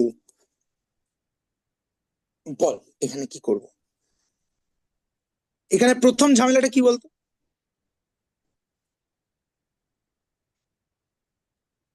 অক্সিজেনটা নাকি? ওটাকে সরাতে হবে। হ্যাঁ, তার মানে এই আগের বার যেমন এই যে সেকেন্ড পার্টটায় আমরা ডিরেক্ট প্যারেন্ট হাইড্রোকার্বনটাই আমাদের মলিকুলার ফর্মুলা দেওয়া ছিল, এখানে কিন্তু প্যারেন্ট হাইড্রোকার্বনটা দেওয়া নেই, এখানে প্যারেন্ট হাইড্রোকার্বনটার একটা ডেরিভেটিভ দেওয়া আছে। তাহলে সেখান থেকে আমাকে আগে প্যারেন্ট হাইড্রোকার্বনটা অব্দি পৌঁছতে হবে। কিভাবে পৌঁছতে হবে? সিম্পল, হাইড্রোকার্বনে আমি একটা অক্সিজেন ঢুকিয়েছি, তার মানে কিভাবে ঢুকিয়েছি, কোনো একটা হাইড্রোজেনকে প্রতিস্থাপন করেই তো ঢুকিয়েছি। মানে সামথিং লাইক এরকম ছিল, কার্বন কার্বন হাইড্রোজেন ছিল, এটাকে কেটে দিয়ে আমি এখানে একটা অক্সিজেন ঢুকিয়েছি। হ্যাঁ, এবার আইদার সেটা এরম ঢুকিয়েছিল, এরম ঢুকিয়েছি, ওইচ ঢুকিয়েছি, বা C ডবল বন্ডেড O ঢুকিয়েছি, ও নিয়ে আমার ভেবে লাভ নেই, মোদ্দা কথা আমি অক্সিজেনটাকে সরিয়ে, মানে সরি হাইড্রোজেনটাকে সরিয়ে অক্সিজেন ঢুকিয়েছি। তাহলে এখানেও আমি স্কিমেটিক্যালি তাই করব, আমি লিখবো CH3H, প্রথমে এইচ এর সংখ্যা লিখবো না, অক্সিজেনটাকে OH করে বাদ দিয়ে দেবো। তার মানে OH করে যদি বাদ দিই আমার এখানে একটা হাইড্রোজেন কমে গেল, তাহলে এখানে হয়ে গেল 4 - 1, কিন্তু এই যে OH করে বাদ দিয়েছি তার মানে আমি ধরে নিচ্ছি OH-টাকেই আমি হাইড্রোজেন সরিয়ে, মানে প্যারেন্ট হাইড্রোকার্বনের হাইড্রোজেনটাকে সরিয়ে OH ঢুকিয়েছি। তাহলে আমাকে যদি প্যারেন্ট হাইড্রোকার্বনটা পেতে হয় আবার ওইচটাকে সরিয়ে দিয়ে হাইড্রোজেনটা ওখানে অ্যাড করতে হবে, তার মানে -1, আবার এখানে +1। এটা বোঝা গেল কি?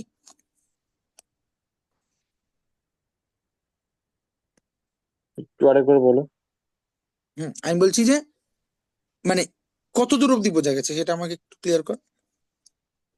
না মানে ওইচ এর কেসটা, মানে তুমি এটা ধরে নিচ্ছ যে ওইচ মানে আকারে ছিল, তাই বলতে চাইছো, তাই না? হ্যাঁ হ্যাঁ, ধরে নিচ্ছি। ঠিক আছে, মানে আমি অক্সিজেন পেলে পরেই অক্সিজেনকে ওইচ আকারে বাদ দিতে চাইছি। ঠিক আছে, তাহলে ওইচ আকারে যদি বাদ দিতে চাই তাহলে এই এইচটা তো আমাকে আনতে হবে, তাই জন্য আমি 4-এর থেকে 1 কমিয়েছি। কিন্তু আমি তো পেতে চাইছি প্যারেন্ট হাইড্রোকার্বনটা, তাহলে আমি ধরে নিচ্ছি প্যারেন্ট হাইড্রোকার্বনের সাথে একটা ওইচ জুড়ে আছে। তাহলে ওইচটাকে আবার কেটে ফেলে দিই, ওখানে আমি একটা হাইড্রোজেন জুটবো, তবেই তো প্যারেন্ট হাইড্রোকার্বনটা পাবো, তাহলে আবার +1। বুঝেছি, ঠিক আছে। বুঝতে পেরেছো? তাহলে এটা, হুম। তাহলে প্যারেন্ট হাইড্রোকার্বন কতটুকু হলো? এইটুকু, হুইচ ইজ C3H4। এইবার আমাদেরকে ওই পাশটা পেতে হবে, তাহলে এর অ্যাসাইক্লিক ভার্সনটা কি? না C3H2 × 3 + 2, হুইচ ইজ C3H8। তার মানে DBE is equal two 8 - 4 / 2, again 2। ঠিক আছে, এগেইন 2। এবার এর কি কি অপশন হতে পারে? Let's say CH2 double bond CH double bonded O, এটার অপশন হতে পারে। বা আচ্ছা, ওখানে ওই 2 × 3 করলে মানে ওটা তো হ্যাঁ, টু বলবো। তো হচ্ছে, এটা তো এন, তাই বলতে চাইছো? মানে হ্যাঁ, এই এইটার যে এইটা ক্ষেত্রে। এই থ্রিটা N, আচ্ছা। CnH2n+2। হ্যাঁ। বোঝা গেছে? তো C3 হলে আচ্ছা। C3 হলে তার অ্যাসাইক্লিক স্যাচুরেটেড হাইড্রোকার্বনটার ফর্মুলা কি হবে? CnH2n+2, তার মানে হ্যাঁ, C3H2 × 3 + 2। আচ্ছা আচ্ছা, হ্যাঁ ঠিক আছে, ঠিক আছে, হ্যাঁ। হুম, আচ্ছা, C double bonded O CH3H, এরকম একটা অপশন হতে পারে। ঠিক আছে, 3টে কার্বন, ডবল বন্ডেড O। আর OH হিসাবেও থাকতে পারে, সেক্ষেত্রে সি সি সি, এখানে OH দিয়ে দিলাম। দুটো ডবল বন্ড আছে, তাহলে দুটো ডবল বন্ডকে আমি আম, একটা অ্যালিন হিসেবেও ট্রিট করতে পারি বা ট্রিপল বন্ড হিসেবেও ট্রিট করতে পারি। আমি এখানে ট্রিপল বন্ডের অপশনটাই লিখছি। এটা এগেইন মিলে যাচ্ছে। ঠিক আছে, রিংও থাকতে পারে, লাইক এরকম।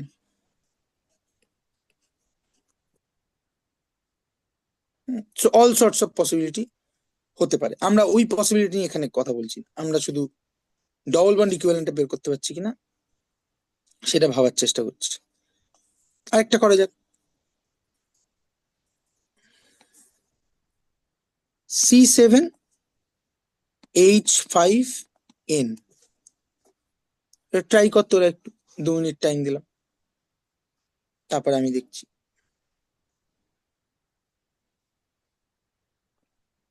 এটার সাইক্লিক রূপটা বলতে হবে।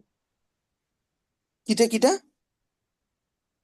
এটা থেকে মানে এর এটা সাইক্লিক রূপটা ডিবি বলতে বলতে হবে, হবে, তাই তো? ডিবি বলতে হবে, আর কিছু না। মানে 2, 4, 5, 10 কিছু হবে, ডিবি সেটা বলতে হবে।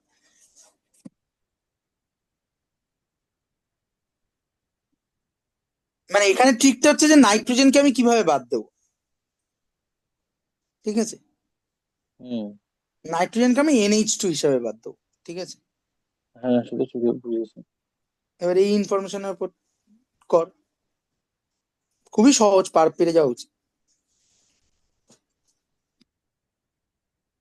NH2 তার মানে ওই তো মানে একই হবে মানে দুটো ঢোকাবো, সে দুটোই তো আমাকে না, দেখ দেখ ভালো করে দেখ। না, একটা ঢুকবে, হ্যাঁ দুটো বেরোবে, একটা ঢুকবে, মানে ওটা H4 হবে নাকি?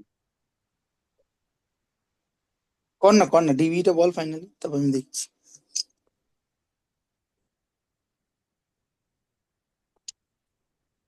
NH2,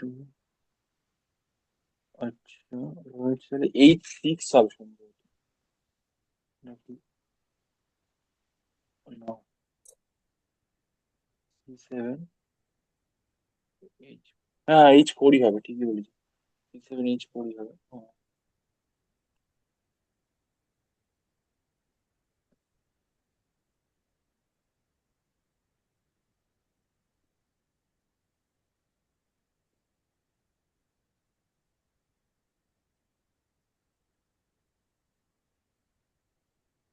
ওটা বার করছি না কিভাবে, ওটা ওটা একটু দেখো, পেজটা নিচে নামো তাহলে। এই তো চলে গেল তো। এখানে দেখবি, এটা তো ফর্মুলাটা। ডিবি কি 6 হবে? হ্যাঁ, 6 হবে।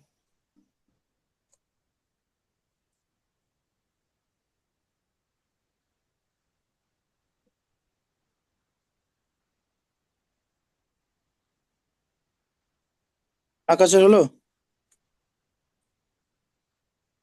তাও তো বলে দিলে 6ই হবে। আরে বলে তো দিল, তোর হয়েছে কিনা বল। হুম।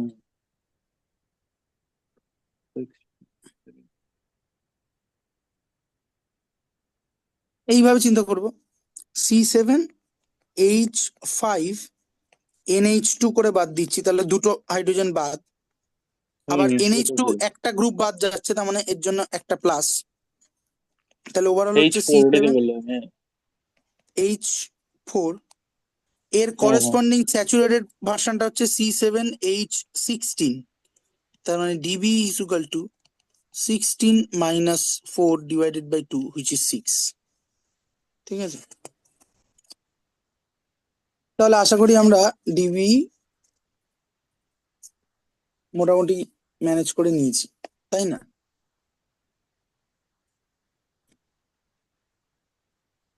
আরেকটা করি।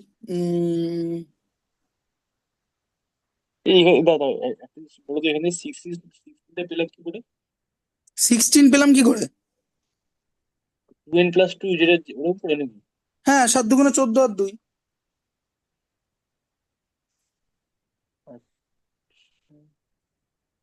অ্যাসাইক্লিক স্যাচুরেটেড হাইড্রোকার্বনটা লাগবে আমার। আচ্ছা আচ্ছা আচ্ছা, সব দিন 14।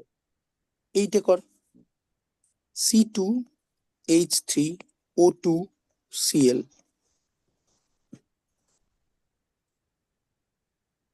এটা OH ধরে নেবো তো, মানে OH আকারে ধরবো তো, নাকি হবে? অক্সিজেনকে ওই ধরবো। হুম। হুম, ওই দুটো অপশন, দুটো মধ্যে 3টে H বেরোবে, C ধরে C থাকবে, 3টে। এটা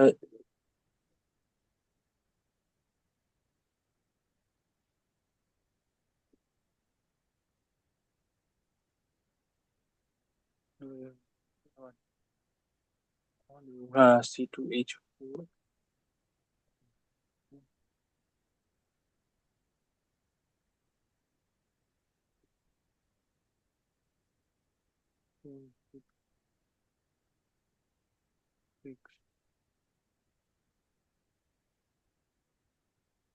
H তো 4 হবে, এটা বুঝলাম। এবার হচ্ছে 1.5 আসছে নাকি? 1.5? না, ভুল কি হলো। করেছিস? ভুল হলো বোধহয়। আকাশের কত হলো? আহ আমার কথা বলো না, আমি H4 এটা বার করেছি, এবার আমাকে 2 × n করবো। তার মানে 2 × 4 প্লাস 6, এটা শূন্য আসছে না, না শূন্য ক্লোরিনটাকে বলছি। কিভাবে বাদ দিয়েছিস তানিশা?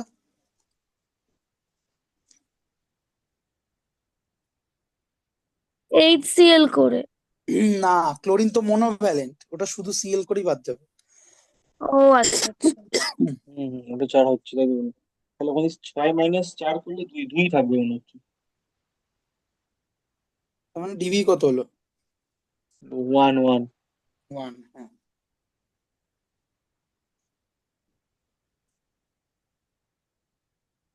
এই তো শিখে গেছি আমরা।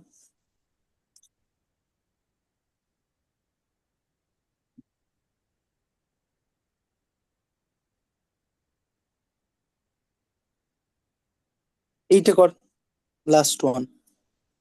C12 এর ডিবি হলো 1, C1209।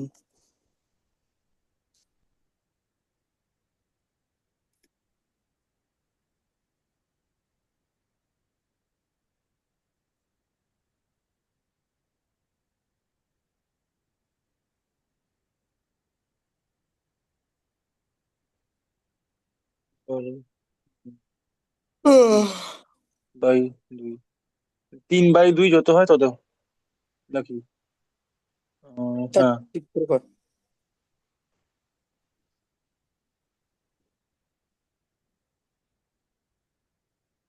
তো ও এই চাকাটা বার করছি, তাহলে হুম। 9টা। আহ, আচ্ছা না, এখানে তো এইচ নেই, তো বার করবো কি করে ওই জায়গাটা? কিছুই তো হবে না, কেন কিছু হবে না? এখানে তো এইচ নেই এখানে তো তাহলে। এখানে হ্যাঁ, তাহলে তার মানে এই এ মাইনাস হবে, টু মাইনাস। H-9 হবে। হ্যাঁ, তো -9 আবার +9 হবে না? না না, এই তো C12 ও এইচ, নখানা এইচ বাদ দিলাম, তাহলে H0 ছিল, তাহলে 0 -9 +9 কেটে গেল। C12, ও তুই এটাই বলছিস না, প্লাস হবে আর মাইনাস হবে? হ্যাঁ হ্যাঁ হ্যাঁ, C12 তো হুম। থাকবে। C12 H0 তার মানে দাঁড়ালো, তাহলে হুম। C12 হলে পরে করেসপন্ডিং C12 H26 হয়, তার মানে DB is equal to 26 -0 divided by 13। ঠিক আছে। হুম। এটা একটা স্পেশাল প্রবলেম। এই মলিকুলটা মানে যে পসিবিলিটির জন্য এটা আসে, সেটা হচ্ছে যে নিশ্চয়ই আরো পসিবিলিটি থাকবে, বাট এটা হচ্ছে এইটা।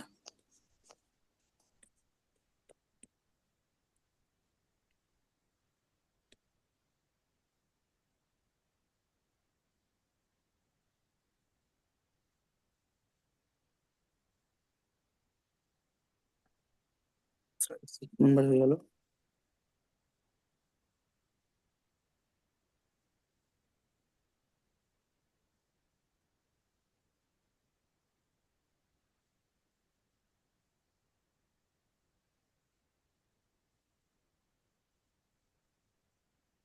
এই মলিকুলটা দেখ ডবল বন্ড ইকুইভ্যালেন্ট মিলছে কিনা, কিভাবে ক্যালকুলেট করবো? 13টা ডবল বন্ড ইকুইভ্যালেন্ট, তার মানে 1 2 3 4 5, সরি 4 5 6 7 8 9 10 11 12 13। বোঝা গেল? মানে রিং কটা আছে? 1 2 3 4, চারটে রিং যোগ 1 2 3 4 5 6, ছটা ও ডবল বন্ড আছে, ছটা, তার মানে 10টা হলো, প্লাস 1 2 3, টোটাল 13টা। ঠিক আছে। এর পরে তাদের কি আছে ডবল বন্ড ইকুইভ্যালেন্ট এর পরে?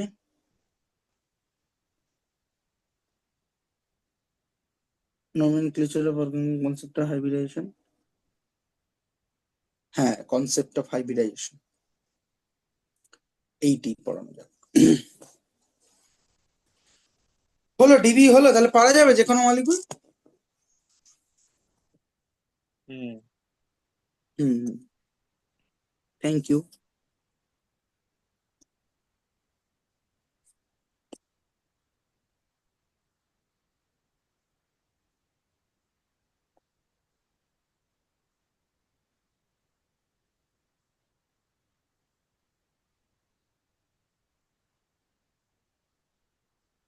Concept of hybridization, what is that?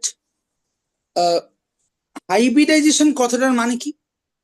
মানে বায়োলজির লোকেরা তো জানবে খানিকটা, ইন জেনারেল বলেছি, কেমিস্ট্রি সেন্সে না।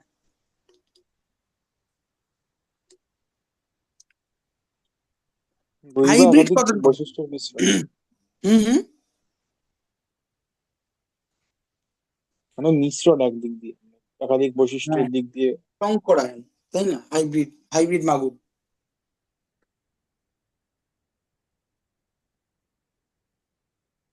এই হাইব্রিড কিন্তু মানে কি মনে হয় মানুষ কবে থেকে হাইব্রিড ব্যাপারটা করছে?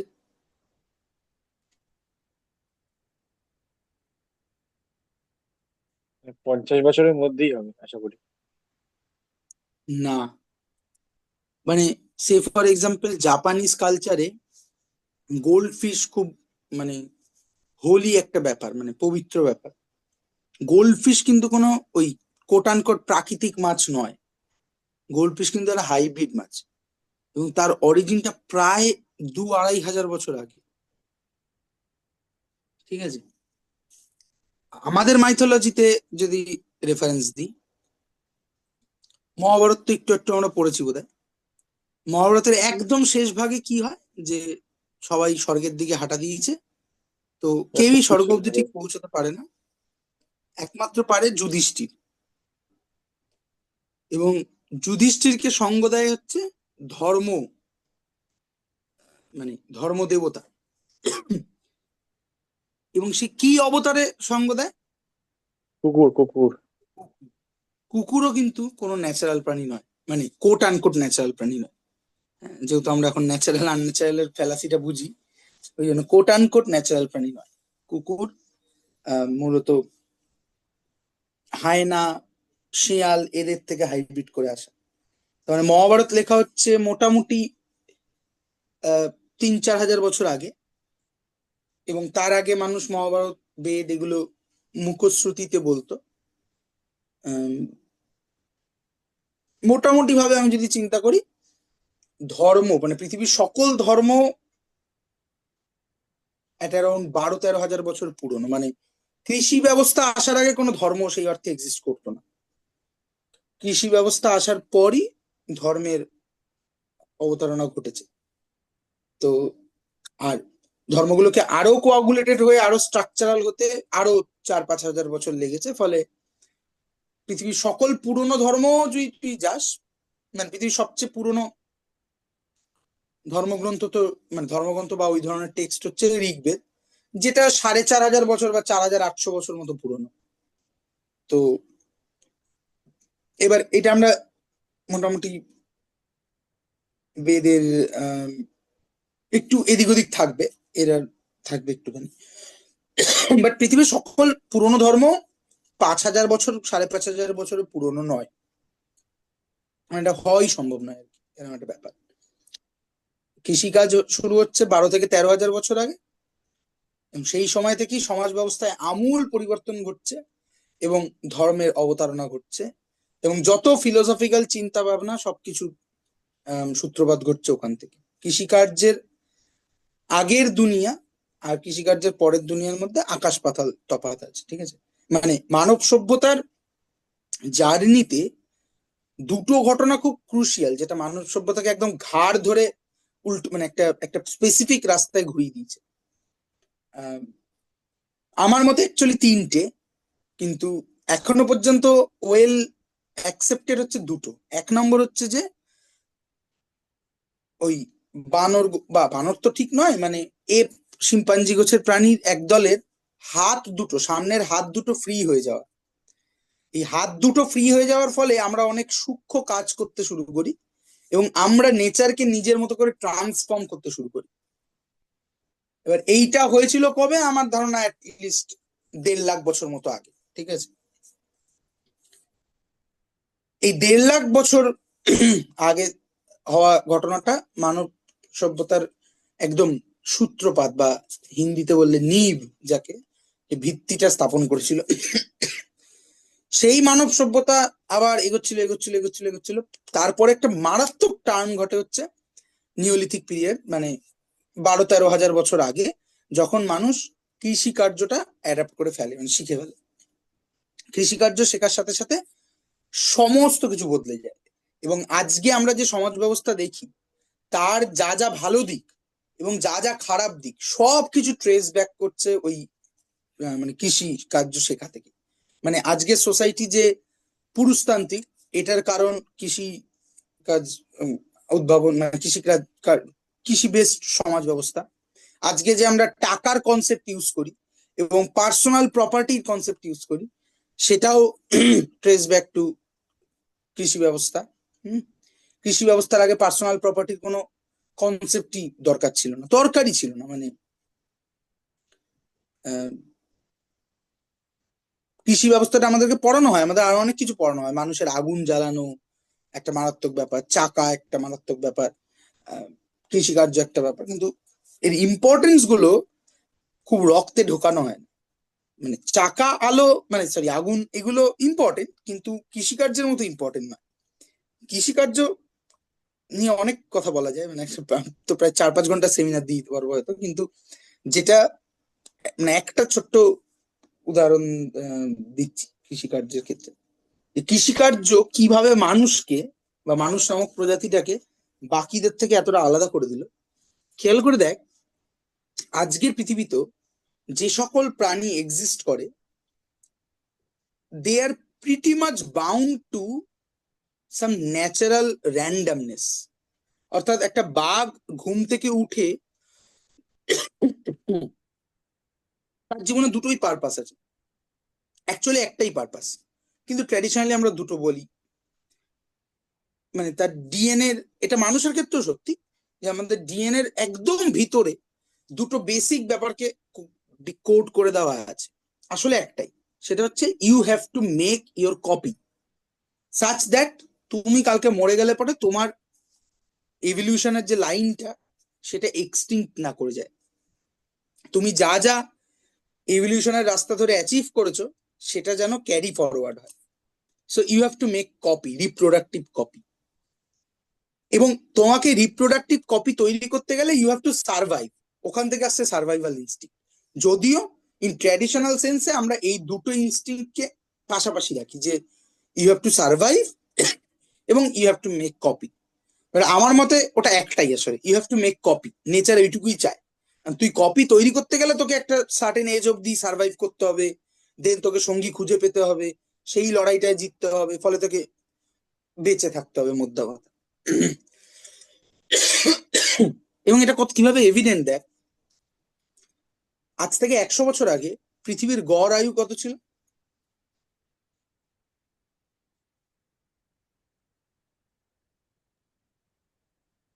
মানে আজকে পৃথিবীর মানুষের গড় আয়ু গড়াইও কত? বলতে চাইছো?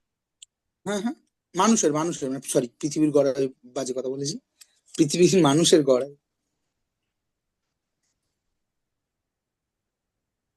মানে 80-র ওপরেই হবে সেটা। আর এখন? 60-65। তাহলে তুই বলছিস গড় আয়ু কমেছে? হ্যাঁ। না, ভুল, মানে ব্লেটেন্টলি ভুল। আজ থেকে 100 বছর আগে পৃথিবীর মানুষের গড় আয়ু ছিল 35 বছর, আজকে সেটা 65-70, ফার্স্ট ওয়ার্ল্ড কান্ট্রিতে 75। ঠিক আছে?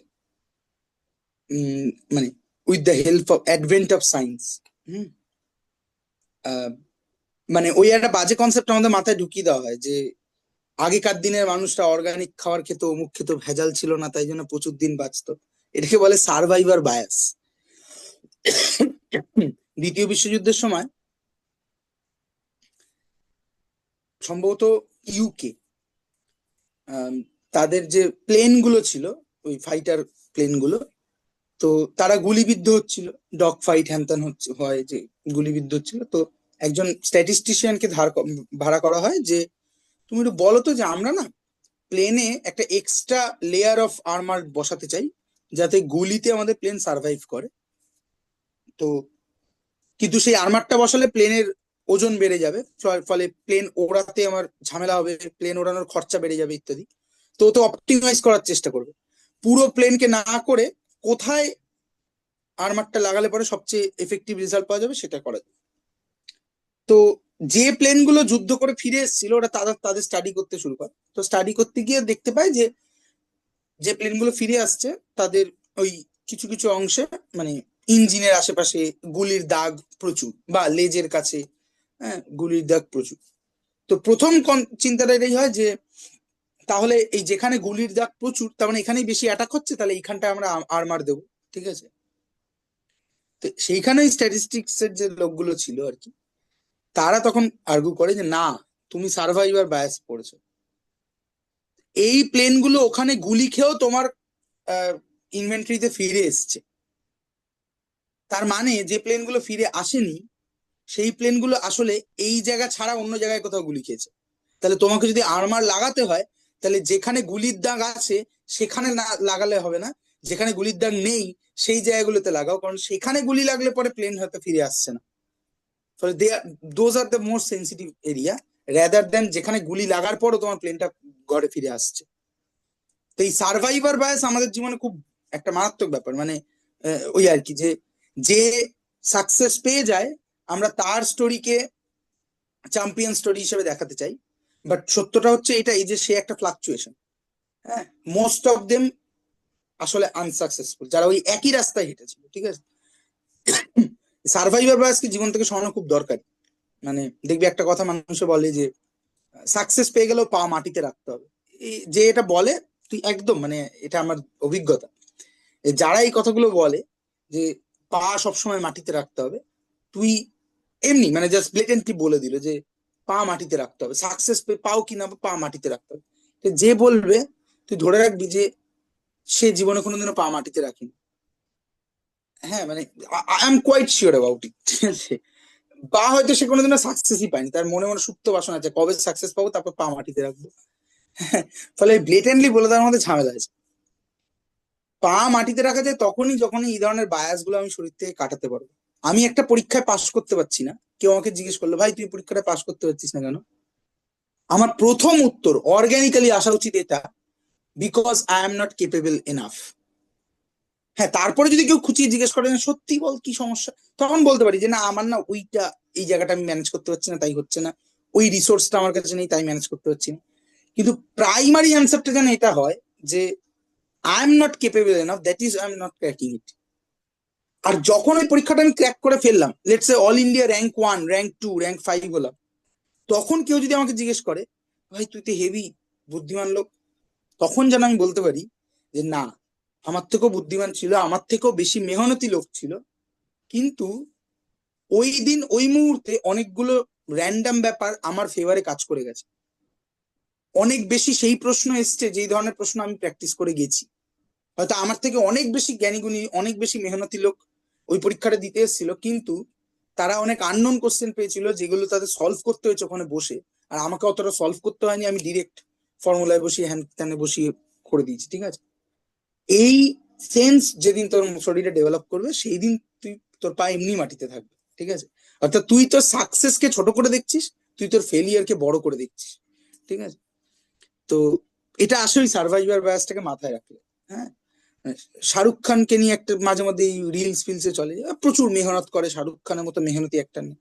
আরে শাহরুখ খান তো কৃষকের, ভারতবর্ষের কোন একটা র্যান্ডাম কৃষকের থেকে বেশি মেহনত করে না। তাহলে শাহরুখ খান মেহনত করেছে, আজকে শাহরুখ খান বিশ্বের ধনীতম ফিল্ম স্টার, মানে ওয়ান অফ দ্য ধনী ব্যক্তি। মেহনতটাই যদি ফান্ডামেন্টাল হতো তাহলে আমার দেশের যে কোনো র্যান্ডম কৃষক শাহরুখ খানের থেকে বেশি মেহনত করে। তাহলে শাহরুখ খান তো, মানে শাহরুখ খান থেকে তার বেশি ধনী হওয়ার কথা ছিল, তার বেশি সাকসেসফুল হওয়ার কথা ছিল, কিন্তু নয় তো। তাহলে মেহনত ইজ নট, মানে মেহনত যে সাকসেস পায় তার পেছনে তার মেহনত থাকে, কিন্তু মেহনত করলেই সাকসেস পাবে এর কোনো গ্যারান্টি নেই, থাকতেও পারে না। তো যাক গে, আমরা সার্ভাইভার বায়াস থেকে সরে যাই। যেটা বলছিলাম সেটা হচ্ছে যে ওই যে কনসেপ্ট আমাদের হয় না যে আমার ঠাকুরদা 102 বছর বেঁচেছে, 98 বছর বেঁচেছে, কারণ কি, কারণ ওরা ভালো হাওয়ায় শ্বাস নিত, ওরা ভালো খাবার খেত, তাই জন্য ওদের লাইফ স্প্যান খুব বেশি হতো। এটা হচ্ছে ওই সার্ভাইভার বায়াস থেকে আসে। অর্থাৎ যাদের দাদু 100 বছর, 98 বছর বেঁচেছে, তুই তাদের দাদুকে গিয়ে জিজ্ঞেস করবি আচ্ছা দাদু তোমরা ক ভাই ছিলে, বলবে আমরা 8 ভাই ছিলাম। তো তুমি 98 বছর বেঁচেছে, আর কে কত বছর বেঁচেছে, দেখবি বলবে যে না আমার এক ভাই তো ছোটবেলায় কলেরাতে মারা গেছিল, আরেক ভাই 35 বছর বয়সে একটা অ্যাক্সিডেন্ট হয়েছিল সেটা সেপটিক হয়ে মারা গেছিল, এই করতে করতে হয়তো 2 জন 3 জন যারা 70-এর কোঠা পেরিয়েছে। ঠিক আছে, তার মধ্যে একজন সার্ভাইভ করে সামহাও 98 বছরে এসে তুই তার সাথে কথা বলছিস। হ্যাঁ, তো আহ, আগে একটা সিম্পল কলেরা হলে পরে গ্রামকে গ্রাম উজাড় হয়ে যেত, গ্রামকে গ্রাম উজাড়। হুম, আজকে কোভিড হওয়ার পরও মৃত্যুর হার তেমন কিছুই নয়। হ্যাঁ, যখন প্লেগ হয়েছিল 1900-র দিকে, মানে অনেকবার প্লেগ হয়েছে, তো সেই সময় পৃথিবীর 1/3 পপুলেশন গায়েব হয়ে গেছিল উইদিন মান্থস। হ্যাঁ, 1/3 পপুলেশন। ফলে 35 বছরের এজটাকে পুশ করে সায়েন্স আজকে 70-75-এ নিয়ে গেছে। হয়তো আজ থেকে 50-100 বছর পর ওটা পুশ করে আরো উপরে নিয়ে যাবে। হুম। যে ধরনের টেস্ট ইত্যাদি আসছে এখনকার দিনে, মানে একটা টেস্টই আছে যেখানে তুই তোর একদম ডিএনএ সিকোয়েন্সিং থেকে, মানে ওই টেস্টের রিপোর্টটা হয় 60-70 পাতার। তুই আর্লি এজে তুই বুঝে যেতে পারিস যে তোর কি ধরনের রিস্ক আছে, এবং চাইলে তুই সেই ধরনের রিস্ক গুলো ম্যানেজ করতে পারিস। ঠিক আছে, তো এই টেস্ট গুলো আরো সফিস্টিকেটেড হবে, আরো সফিস্টিকেটেড হবে। আজকে একটু বড় লোক হলে পরেই তুই হাতে একটা ওয়ার্ল্ড ক্লাস ফিটনেস ব্যান্ড পরতে পারিস। ঠিক আছে, যেটা বিরাট কোহলিরা পরে, ওটার বাৎসরিক খরচা হচ্ছে 24,000 টাকা মতো।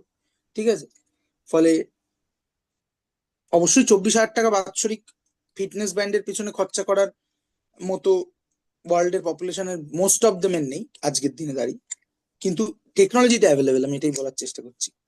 সো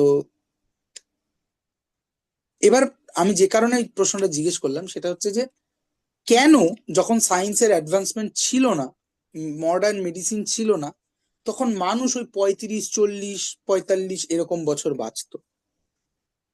তার সিম্পল কারণ হচ্ছে যে তোর বয়স 35-40 হয়ে যাচ্ছে মানে তুই আর রিপ্রোডাক্টিভ কপি তৈরি করতে পারবি না, ইউ আর ডান। সো তুই নেচারের কাছে এখন একটা বার্ডেন।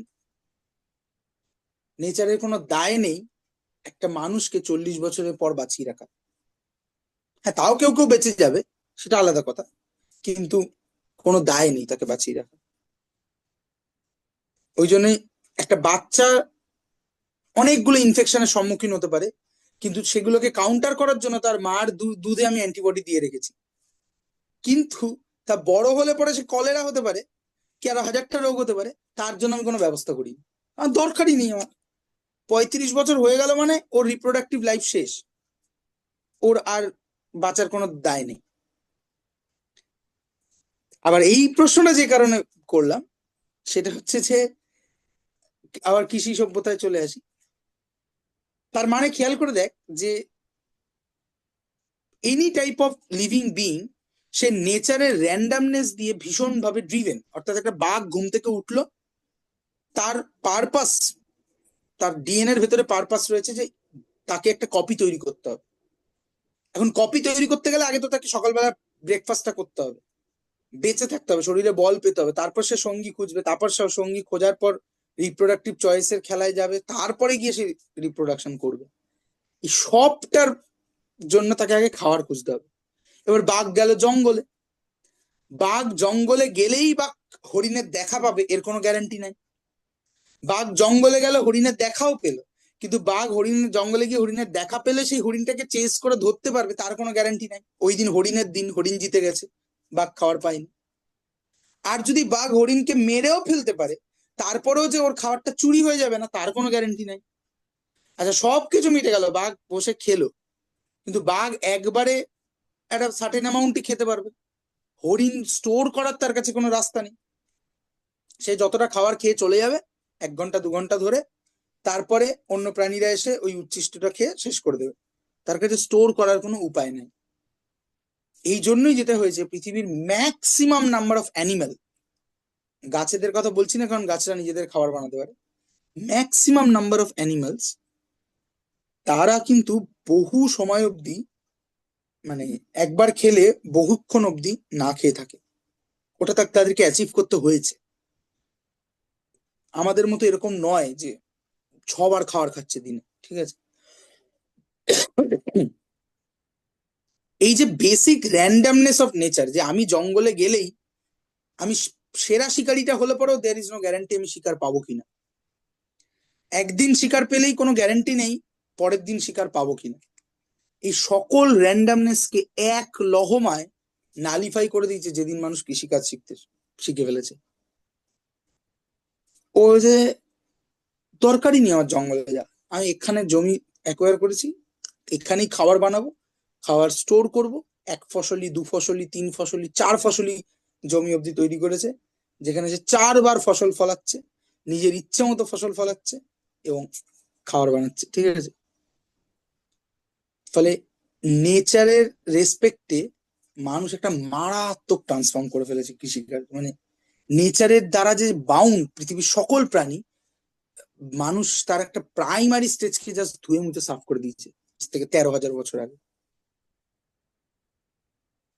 এটা সেকেন্ড মানে অ্যাডভান্ট অফ হিউম্যানিটি। এই ধারায় মানে 1.5 লাখ 2 লাখ বছর আগে মানুষের হাত ফ্রি হচ্ছে, এটা সব অ্যাডভান্ট। তারপরে 13,000 বছর আগে কৃষিকাজ শিখছে, একদম খোল নলচে বদলে যাচ্ছে। থার্ড অ্যাডভান্ট সম্ভবত আমরা তার মাঝে আছি, that is the invention of AI, ঠিক আছে। এটা মানব সভ্যতাকে বদলে দেবে, মানে জাস্ট কৃষিকার্যের মতোই বা তার থেকে বেশি ফর্মে বদলে দেবে, ঠিক আছে। সো যাই হোক, গল্পের পার্ট শেষ, আমরা হাইব্রিডাইজেশনে ঢুকি। হ্যাঁ, সেটা হচ্ছে মানে বুঝলি কিছু ভাল লাগলো নাকি চর্বিত চর্বণ মনে হলো?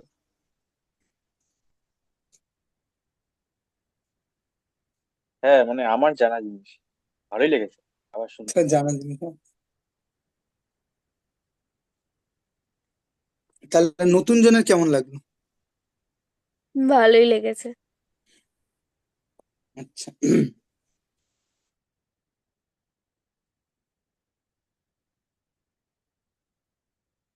ঠিক আছে। এবং মানুষ বহুদিন ধরে হাইব্রিড করছে, যেখান থেকে সবটা শুরু হয়েছিল। যেমন আমরা যে কলা খাই, সেই কলা কিন্তু আবার কোট আন কোট ন্যাচারাল কলা নয়। ন্যাচারাল যে বুনো কলা, সেগুলো খাওয়ার যোগ্যই না। ফলে মানুষ কলা বহুদিন ধরে খাচ্ছে এবং সমস্ত কলাই আসলে হাইব্রিড কলা। সো হাইব্রিড ব্যাপারটা খুব প্রাচীন। অবশ্যই তখনকার দিনে হাইব্রিড আর আমাদের এখনকার হাইব্রিডের মধ্যে একটা পার্থক্য আছে। আমরা এখন ডিরেক্ট জিনের সিকোয়েন্স থেকে ওই প্রপার্টিটাকে তুলে এনে ইয়ে করতে পারি। আমি জানি না তোরা কেউ অ্যাকোরিয়াম সম্পর্কে অবহিত কিনা। অ্যাকোরিয়াম আছে কারো বাড়িতে? না আমার তো নাই। দেখবি এখনকার অ্যাকোরিয়ামে একটা কমন মাছ হচ্ছে গ্লোফিশ টেট্রা, ঠিক আছে। মানে তুই ছবি দেখাই,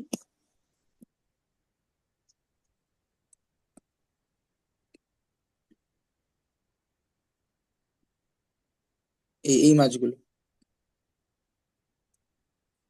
দেখেছিস, এই মাছগুলো কোথাও? বড় বড় অ্যাকোরিয়ামে দেখেছি। হুম।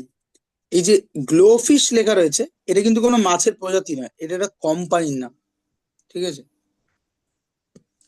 এবং তারা একটা মাছের নামের সাথে নিজেদেরকে অ্যাসোসিয়েট করে নিয়েছে, গ্লোফিশ, ঠিক আছে। এরা কি করে, টেট্রা বলে একটা সত্যিকারের মাছ হয়, সেটা একদম ফ্যাকাশে কালারের হয়, অনেকটা ওই খুবই পাতলা, এপার থেকে ওপার দেখা যায়, ফ্যাকাশে কালার। হুম। টেট্রার দুটো প্রজাতি, মানে টেট্রা অনেকগুলো প্রজাতি হয়। তো উইডো টেট্রা হয়, নিয়ন টেট্রা হয়, ইত্যাদি হয়, ঠিক আছে। মূলত উইডো টেট্রাটাকে নিয়েছে ওরা, নিয়ে তার কোন একটা ফড়িং, তার যে গ্রিনিশ পিগমেন্টটা, সেটা যে জিনটার জন্য হচ্ছে সেটা নিয়ে ওই টেট্রার জিনের সিকোয়েন্সটা চেঞ্জ করে দিয়েছে, ঠিক আছে। জিন এডিটিং এর কনসেপ্ট, ঠিক আছে। তো এই এইভাবে আমরা এখন হাইব্রিড করি, কিন্তু হাইব্রিডের কনসেপ্টটা কিন্তু প্রচুর পুরনো, মানে রিপ্রোডাকশন করিয়ে করিয়ে যে হাইব্রিড, সেটা অনেক পুরনো। হুম। এখানে আমরা হাইব্রিডেশন বলতে কি বুঝছি? এখানে হাইব্রিডেশন মানে হচ্ছে, প্রথম কথা হচ্ছে হাইব্রিডেশন হচ্ছে বন্ডিং কে ব্যাখ্যা করার জন্য, আরো ভালো করে বললে কোভ্যালেন্ট বন্ডিং কে ব্যাখ্যা করার জন্য একটা মডেল, ম্যাথমেটিক্যাল মডেল। যদিও আমরা এখানে ম্যাথমেটিক্স নিয়ে খুব কিছু কথা বলবো না, আমরা স্কিমেটিক্যালি দেখার চেষ্টা করবো। সো আচ্ছা, আমরা কতক্ষণ পড়ছি আরো, মানে আমার কোনো সমস্যা নেই, তোদের জন্য জিজ্ঞেস করছি।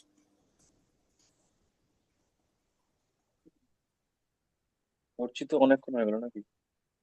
না না, দু পড়ছি ঘন্টা তো প্রায় 2 ঘন্টা হয়ে গেল, 10 মিনিট বাকি 2 ঘন্টা হতে। বা না, রেকর্ডিংটা একটু লেটে চালু করেছিলাম, ফলে 2 ঘন্টা হয়ে গেছে আসলে। হুম। না, হয়নি 2 ঘন্টা, আমরা 42-এ শুরু করেছি প্রায়। মানে তোরা কতক্ষণ পড়তে চাস সেইটি জানতে চাইছি। আর দুটো অব্দি পড়বো, ওখানে চলো। দুটো, আচ্ছা ঠিক আছে। সো এখানে আমরা হাইব্রিডাইজেশন বলতে বলতে চাইছি যে অ্যাটমিক অরবিটালের হাইব্রিডাইজেশন, ঠিক আছে। আচ্ছা, অ্যাটমিক অরবিটাল কনসেপ্টটা আমরা বুঝি। আকাশ তো আমার কাছেই পড়েছে, তানিশার কাছে জিজ্ঞেস করছি।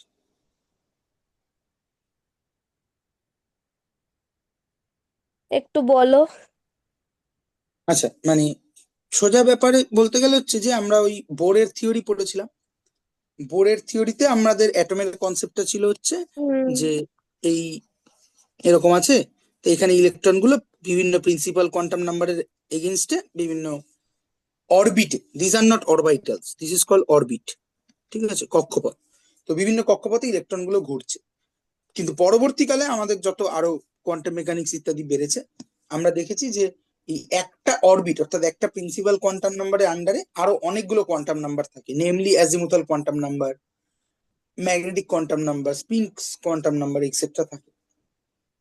সোজা কথায় বলতে গেলে একটা ইলেকট্রনকে যদি আমি ম্যাথমেটিক্যালি সলভ করি, তাহলে ওই ইলেকট্রনটাকে একটা ওয়েভ ইকুয়েশন দিয়ে রিপ্রেজেন্ট করা যায়।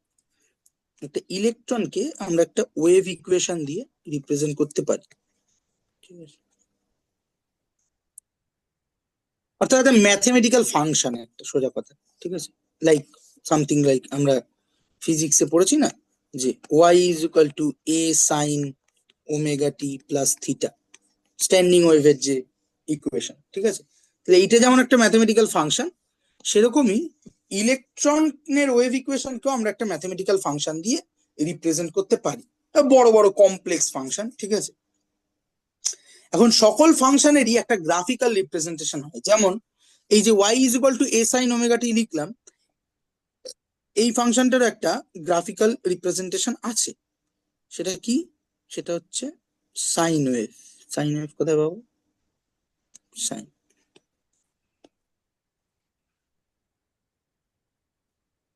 সাইন ওয়েভ, ঠিক আছে।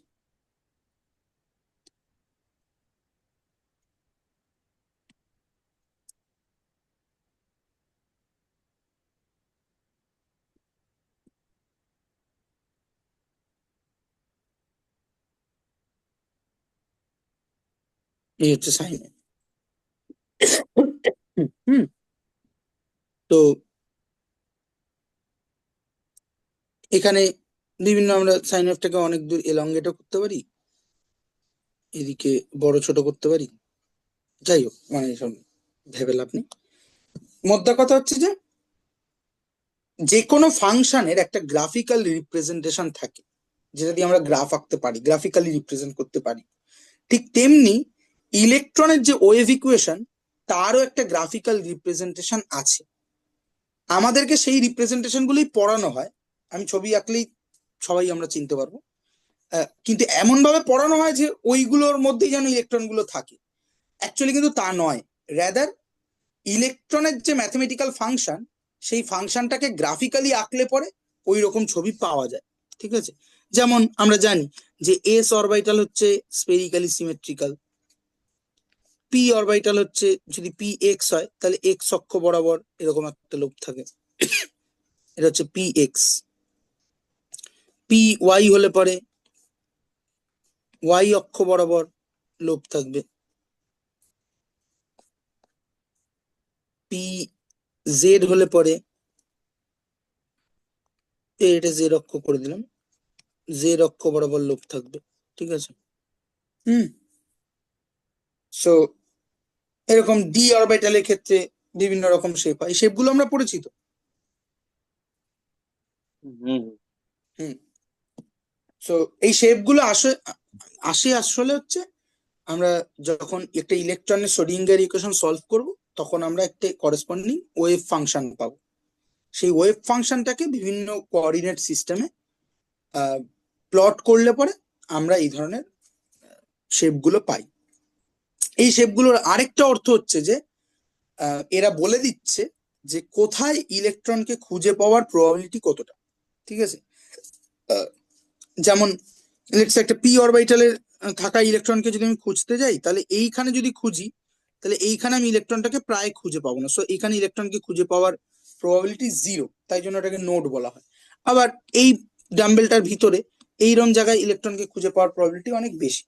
ফলে এর কমপ্লেক্সিটিতে আমাদের যাওয়ার সুযোগ নেই এই ক্লাসে।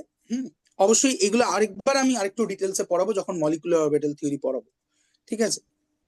বা আমার কথা একটু ডিটেলসে পড়াতেই হবে, কারণ আমাদের রেজোনেন্সও পড়তে হবে এবং মলিকুলার অরবিটাল থিওরিও পড়তে হবে। সো সোজা কথা হচ্ছে, একটা অ্যাটমের ভিতরে থাকা ইলেকট্রন গুলো অ্যাডভান্স থিওরি অনুযায়ী তারা আসলে এইরকম কতগুলো অ্যাটমিক অরবিটালে আছে। সেটা কার্বনের ক্ষেত্রে ব্যাপারটা আরো সহজ, কার্বনের ক্ষেত্রে অনলি এস অরবিটাল আর পি অরবিটাল এক্সিস্ট করে, ঠিক আছে? তো হাইব্রিডাইজেশন বেসিক যে প্রপোজিশনটা বলছে সেটা হচ্ছে যে একটা অ্যাটম তার ভ্যালেন্স ইলেকট্রন গুলো যে অরবিটালে আছে সেই অরবিটাল গুলোর কয়েকটা অরবিটালকে নিজেদের মধ্যে মিক্স করে দেয়, মিশিয়ে দেয়, মিশিয়ে কতগুলো হাইব্রিডাইজড অরবিটাল তৈরি করে। তারপরে সেই হাইব্রিডাইজড অরবিটাল গুলো দিয়ে সে অন্য অ্যাটমের সাথে বন্ডিং করে। এখন এটা করবে কেন? সে করবে তার কারণ হচ্ছে যে মানে হাইব্রিডাইজেশনের যে থিওরিটা সেটা এটাই আর্গু করছে যে এটা করলে পরে ও একটা এক্সট্রা স্টেবিলিটি পায়, ঠিক আছে? তো সেটা নিয়ে আমরা পরের দিন কথা বলবো। ওখানে মোদ্দা কথা হচ্ছে যে আমরা যদি ভাবার চেষ্টা করি ব্যাপারটা কিরকম, ব্যাপারটা হচ্ছে যে ধর এটা একটা এস অরবিটাল আছে, এক্স ওয়াই, এটা এস অরবিটাল আছে। আচ্ছা, অরবিটালের ক্ষেত্রে আরেকটা কনসেপ্ট বলে দেওয়া উচিত, সেটা হচ্ছে যেহেতু এগুলো ওয়েভ ইকুয়েশনের না ফেজ বলে একটা কনসেপ্ট হয়। ফেজ মানে সে ফর এক্সাম্পল এই সাইন কার্ভের দিকেই তাকাই, এই যে সাইন ফাংশনটা আছে, এই সাইন ফাংশনটা দেখো একটা পজিটিভ কোঅর্ডিনেটে এক্সিস্ট করছে আর খানিকটা নেগেটিভ কোঅর্ডিনেটে এক্সিস্ট করছে, ঠিক আছে? তো যে লোবগুলো পজিটিভ কোঅর্ডিনেটে এক্সিস্ট করছে তাদের ফেজ হচ্ছে পজিটিভ ফেজ, আর যেগুলো নেগেটিভ দিকে এক্সিস্ট করছে তাদের ফেজ হচ্ছে নেগেটিভ ফেজ। এই পজিটিভ নেগেটিভের সঙ্গে কিন্তু চার্জের কোনো সম্পর্ক নেই, ঠিক আছে? এটা আমাদের বলে দিতে হবে যে এই পজিটিভ বা নেগেটিভ শুধুমাত্র ওয়েভের ফেজকে ডিনোট করছে। যে ও পজিটিভ ফেজে আছে না নেগেটিভ ফেজে আছে, কোনটা পজিটিভ কোনটা নেগেটিভ ইট ডাজেন্ট ম্যাটার। যদি আমি নিচটাকে পজিটিভ লিখতাম অপরটাকে নেগেটিভ লিখতাম তাতেও কিচ্ছু মহাভারত অশুদ্ধ হতো না। বাট ট্র্যাডিশনালি ফার্স্ট কোয়াড্রেন্টটাকে পজিটিভ কোয়াড্রেন্ট, সেকেন্ড কোয়াড্রেন্টটাকে নেগেটিভ কোয়াড্রেন্ট বলা হয়। এটাকে তুমি এইভাবেও ভাবতে পারো যে গ্রাফের এই এই এই দিকটাতে সব পজিটিভ ভ্যালু গুলো এক্সিস্ট করে আর এই দিকে এই ওয়াই এর নেগেটিভ ভ্যালু এক্সিস্ট করছে, তাই জন্য এই দিকের লোবগুলো নেগেটিভ ফেজ আর এই দিকের লোবগুলো পজিটিভ ফেজ, ঠিক আছে? সো সেম কনসেপ্টটা যদি আমি অ্যাটমিক অরবিটালের ক্ষেত্রে লাগাই, তো অ্যাটমিক অরবিটালে একটা ওয়েভ ফাংশন, তারও একটা গ্রাফিক্যাল রিপ্রেজেন্টেশন আছে। তাহলে একটা ওয়েভ ফাংশনের গ্রাফিক্যাল রিপ্রেজেন্টেশন আছে, তাহলে এখানেও একটা ফেজের কনসেপ্ট থাকবে। হ্যাঁ, তো এস অরবিটালের ক্ষেত্রে এই ফেজটা হচ্ছে একটাই সিঙ্গেল ফেজ, আইদার প্লাস অথবা মাইনাস। লেটস আমি প্লাস দিলাম, গোটাটাই একটা সিঙ্গেল ফেজ। পি অরবিটালের ক্ষেত্রে কিন্তু গল্পটা তা নয়। পি অরবিটালের ক্ষেত্রে লেটস আমি পি এক্স নিয়ে কথা বলছি, এবার আবার এক্স অ্যাক্সিস, তাহলে এই লোব থাকবে। তাহলে পি অরবিটালের একটা ফেজ হচ্ছে পজিটিভ, একটা ফেজ হচ্ছে নেগেটিভ, ঠিক আছে? এখন একটা S orbital, this is my S orbital, this is my P orbital. একটা এস অরবিটাল একটা পি অরবিটাল যখন একে অপরের সঙ্গে হাইব্রিডাইজড হবে, মিক্স হবে, তখন কি হবে? কিছুই না, আমি মেন্টালি এই দুটোকেই কপি করি।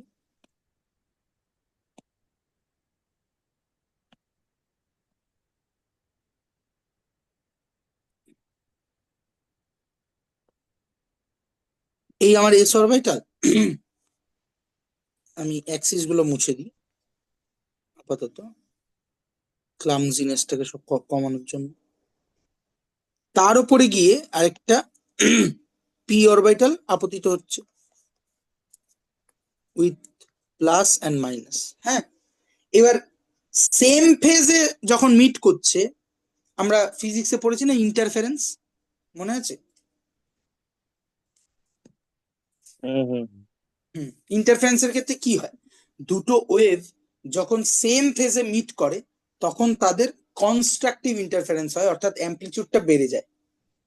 আর দুটো ওয়েভ যখন অপোজিট ফেজে মিট করে তখন তাদের ডিস্ট্রাকটিভ ইন্টারফারেন্স হয়, অর্থাৎ অ্যামপ্লিটিউডটা কমে যায়। তাহলে এখানেও তাই হবে, খেয়াল করে দেখি যে এইদিকে পি এর পজিটিভ ফেজ, এস এরও পজিটিভ ফেজ, তাহলে এইখানে একটা কনস্ট্রাকটিভ ইন্টারফারেন্স হবে, এইদিকের অ্যাম্পলিটিউডটা বেড়ে যাবে। ওয়ারেস এইদিকে নেগেটিভ, এদিকে পজিটিভ, তার মানে নেগেটিভ মানে অপোজিট ফেজে মিট করছে, তাহলে এদিকের অ্যাম্পলিটিউডটা আরো কমে যাবে। তাহলে আফটার হাইব্রিডাইজেশন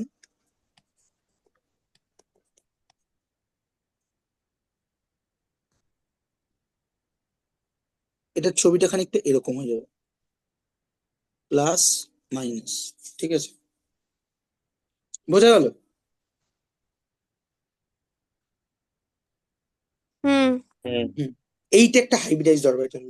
এবার হাইব্রিডাইজেশন করেও কি সুবিধা পেলো, আমরা যদি খেয়াল করে দেখি যে যদি ওকে শুধু এস অরবিটাল দিয়ে ওভারল্যাপ করতে হতো, কারণ কোভ্যালেন্ট বন্ড তো আসলে ওভারল্যাপের একটা গল্প, তাহলে যদি শুধু এস অরবিটাল দিয়ে ওভারল্যাপ করতে হতো বা শুধু পি অরবিটাল দিয়ে ওভারল্যাপ করতে হতো, তাহলে এই ওভারল্যাপ ইন্টিগ্রাল অর্থাৎ যতটা অংশ জুড়ে ওভারল্যাপ করতে পারতো, ঠিক আছে, এস এর তো কোনো ডিরেকশনাল প্রপার্টি নেই, যখনই এস এর সঙ্গে আরেকটাকে ওভারল্যাপ করতে আসবে, এখানে কেউ একটা ওভারল্যাপ করতে আসছে, একটা স্মল পোর্শনই তার সাথে অ্যাকচুয়ালি ওভারল্যাপ হতে পারবে, পি এর ক্ষেত্রেও তাই।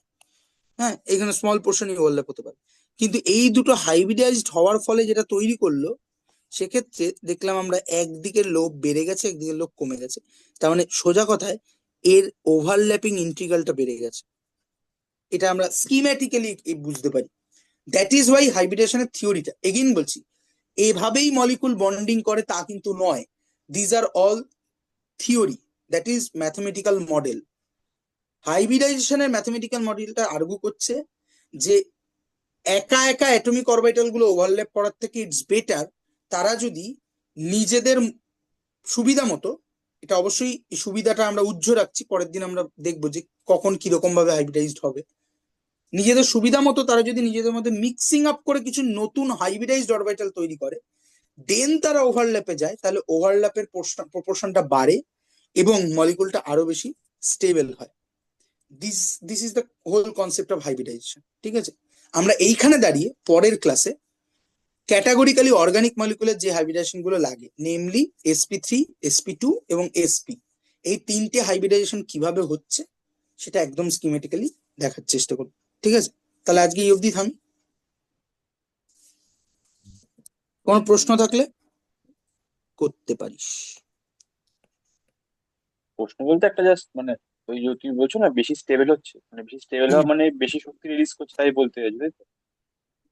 হ্যাঁ, মানে সেটা ট্রিভিয়াল সেন্সে সেটা ঠিক, ঠিকই বলছিস তুই যে এনার্জি রিলিজ করা মানে স্টেবল হওয়া, ঠিক আছে, সেটা তো ঠিকই আছে। হ্যাঁ, মানে বল কি ব্যাপার। না ওটাই বলছি, বেশি পোটেনশিয়াল এনার্জি রিলিজ করবে এইভাবে বন্ডটা করলে। হ্যাঁ, মানে এইখানে অত সিম্পল সেন্সে যেতেও লাগে না, তার কারণ হচ্ছে যে মানে সোজা কথা হচ্ছে যে অ্যাটমিক অরবিটালটা যদি নিজে ওভারল্যাপ করতো, তাহলে ওর ওভারল্যাপ ইন্টিগ্রালটা যতটা হতো, ওভারল্যাপ ইন্টিগ্রাল বলতে আমি বোঝাতে চাইছি যে দ্য অ্যামাউন্ট অফ, মানে তোরা ওই সেট থিওরি পড়েছিস না অঙ্কে, তাতে ইন্টারসেকশন থাকতো না, ভেন ডায়াগ্রাম পড়ানো হতো যে যে এরকম একটা ইউনিভার্সাল সেট আছে, এই একটা এ সেট, এই একটা বি সেট, তো এ ইন্টারসেকশন বি মানে হচ্ছে এই পোর্শনটা, ঠিক আছে, অর্থাৎ এ সেটের যতটা অংশ বি সেটের মধ্যে ঢুকে আছে বা বি সেটের যতটা অংশ এ সেটের মধ্যে ঢুকে আছে। এক্ষেত্রে খানিকটা তাই, যে দুটো অরবিটাল যখন ওভারল্যাপ করছে, কতটা অংশ জুড়ে অ্যাকচুয়ালি ইলেকট্রনটা অর্থাৎ এ এ অ্যাটমের ইলেকট্রনটা বি এর অরবিটালের কতটুকু অ্যাপ্রোচ করতে পারছে এবং বি এর ইলেকট্রনটা এর কতটুকু অ্যাপ্রোচ করতে পারছে। অ্যাকচুয়ালি তুই যদি হাইব্রিডাইজেশনকে খুব ক্যাটাগরিক্যালি পড়তে চায়, তাহলে তাকে প্রথমে এই এই ম্যাথমেটিক্যালি এটাই পড়তে হয় যে আমি কি করে দুটো অ্যাটম আছে, তাদের দুটো ইলেকট্রন আছে, সেই দুটো ইলেকট্রন একবার নিজের অরবিটালে সে থাকছে, আবার পরের জনের অরবিটালে অ্যাপ্রোচ করছে, এই এই কারণে তার একটা এক্সট্রা স্টেবিলিটি আসে। তো যাই হোক, সেই কমপ্লেক্সিটিতে আমরা যাচ্ছি না, বেসিক ব্যাপারটা হচ্ছে এটাই যে যদিও একা একা অ্যাটমিক অরবিটাল দিয়ে ওভারল্যাপ করতো, তাহলে ওর ওভারল্যাপ ইন্টিগ্রালটা যতটা হতো, হাইব্রিডাইজেশনের ফলে ওর ওভারল্যাপ ইন্টিগ্রালটা বেড়ে যাচ্ছে এবং সেই কারণেই সে হাইব্রিডাইজেশন করবে। ঠিক আছে, এবং আমরা দেখবো পরবর্তী ক্লাসে যে হাইব্রিডাইজেশন করার জন্য প্রথম স্টেপটা কিন্তু এক্সাইটেশন স্টেপ, অর্থাৎ এনার্জি বাইরে থেকে দিতে লাগে। তার মানে হাইব্রিডাইজেশন হয়ে ও তার থেকে বেশি এনার্জি রিলিজ করতে পারছে বলেই আলটিমেটলি হাইব্রিডেশনের দিকে যাচ্ছে। ঠিক আছে, কিন্তু having said that, these are all mathematical theories. Actually molecule এইভাবে বন্ড করেন, অ্যাকচুয়ালি কিভাবে করে আমরা এখনো জানি না। আমরা বেটার থেকে বেটার থেকে বেটার মডেলের দিকে যাওয়ার চেষ্টা করছি। হাইব্রিডাইজেশন একটা ওল্ডার মেথড বা older model, semi classical model.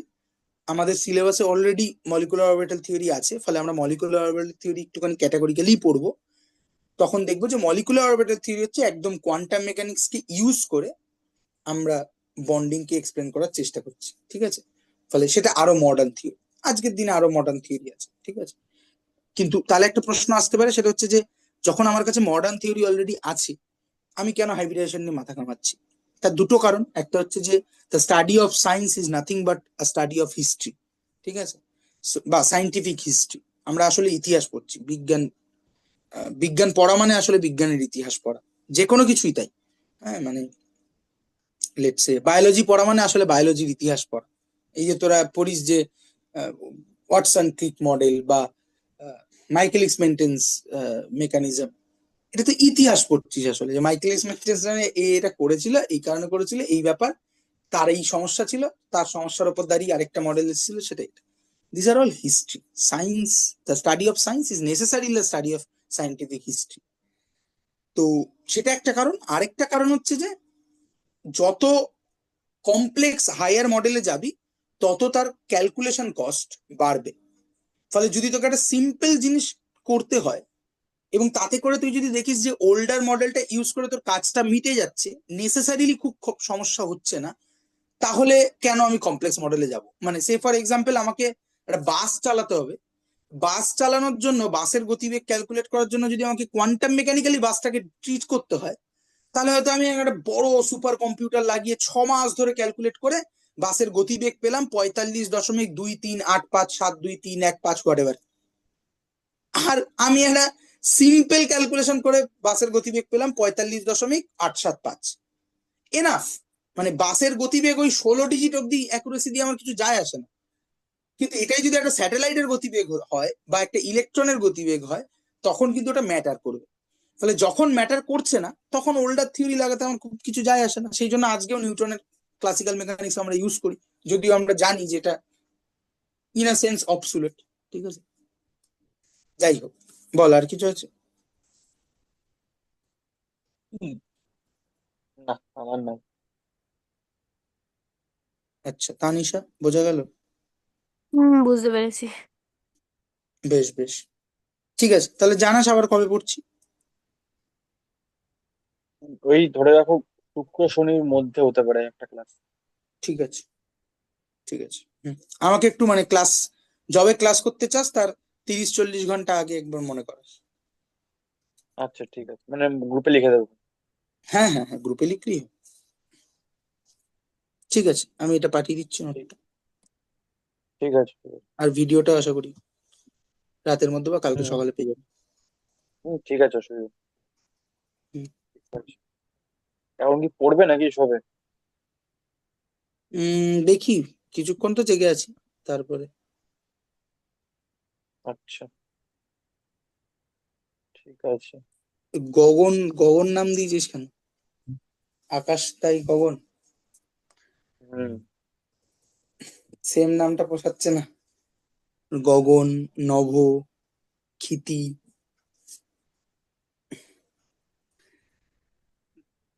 যাই হোক, ঠিক আছে, রাখলাম। ঠিক আছে, পালালাম পালালাম। হুম। হুম।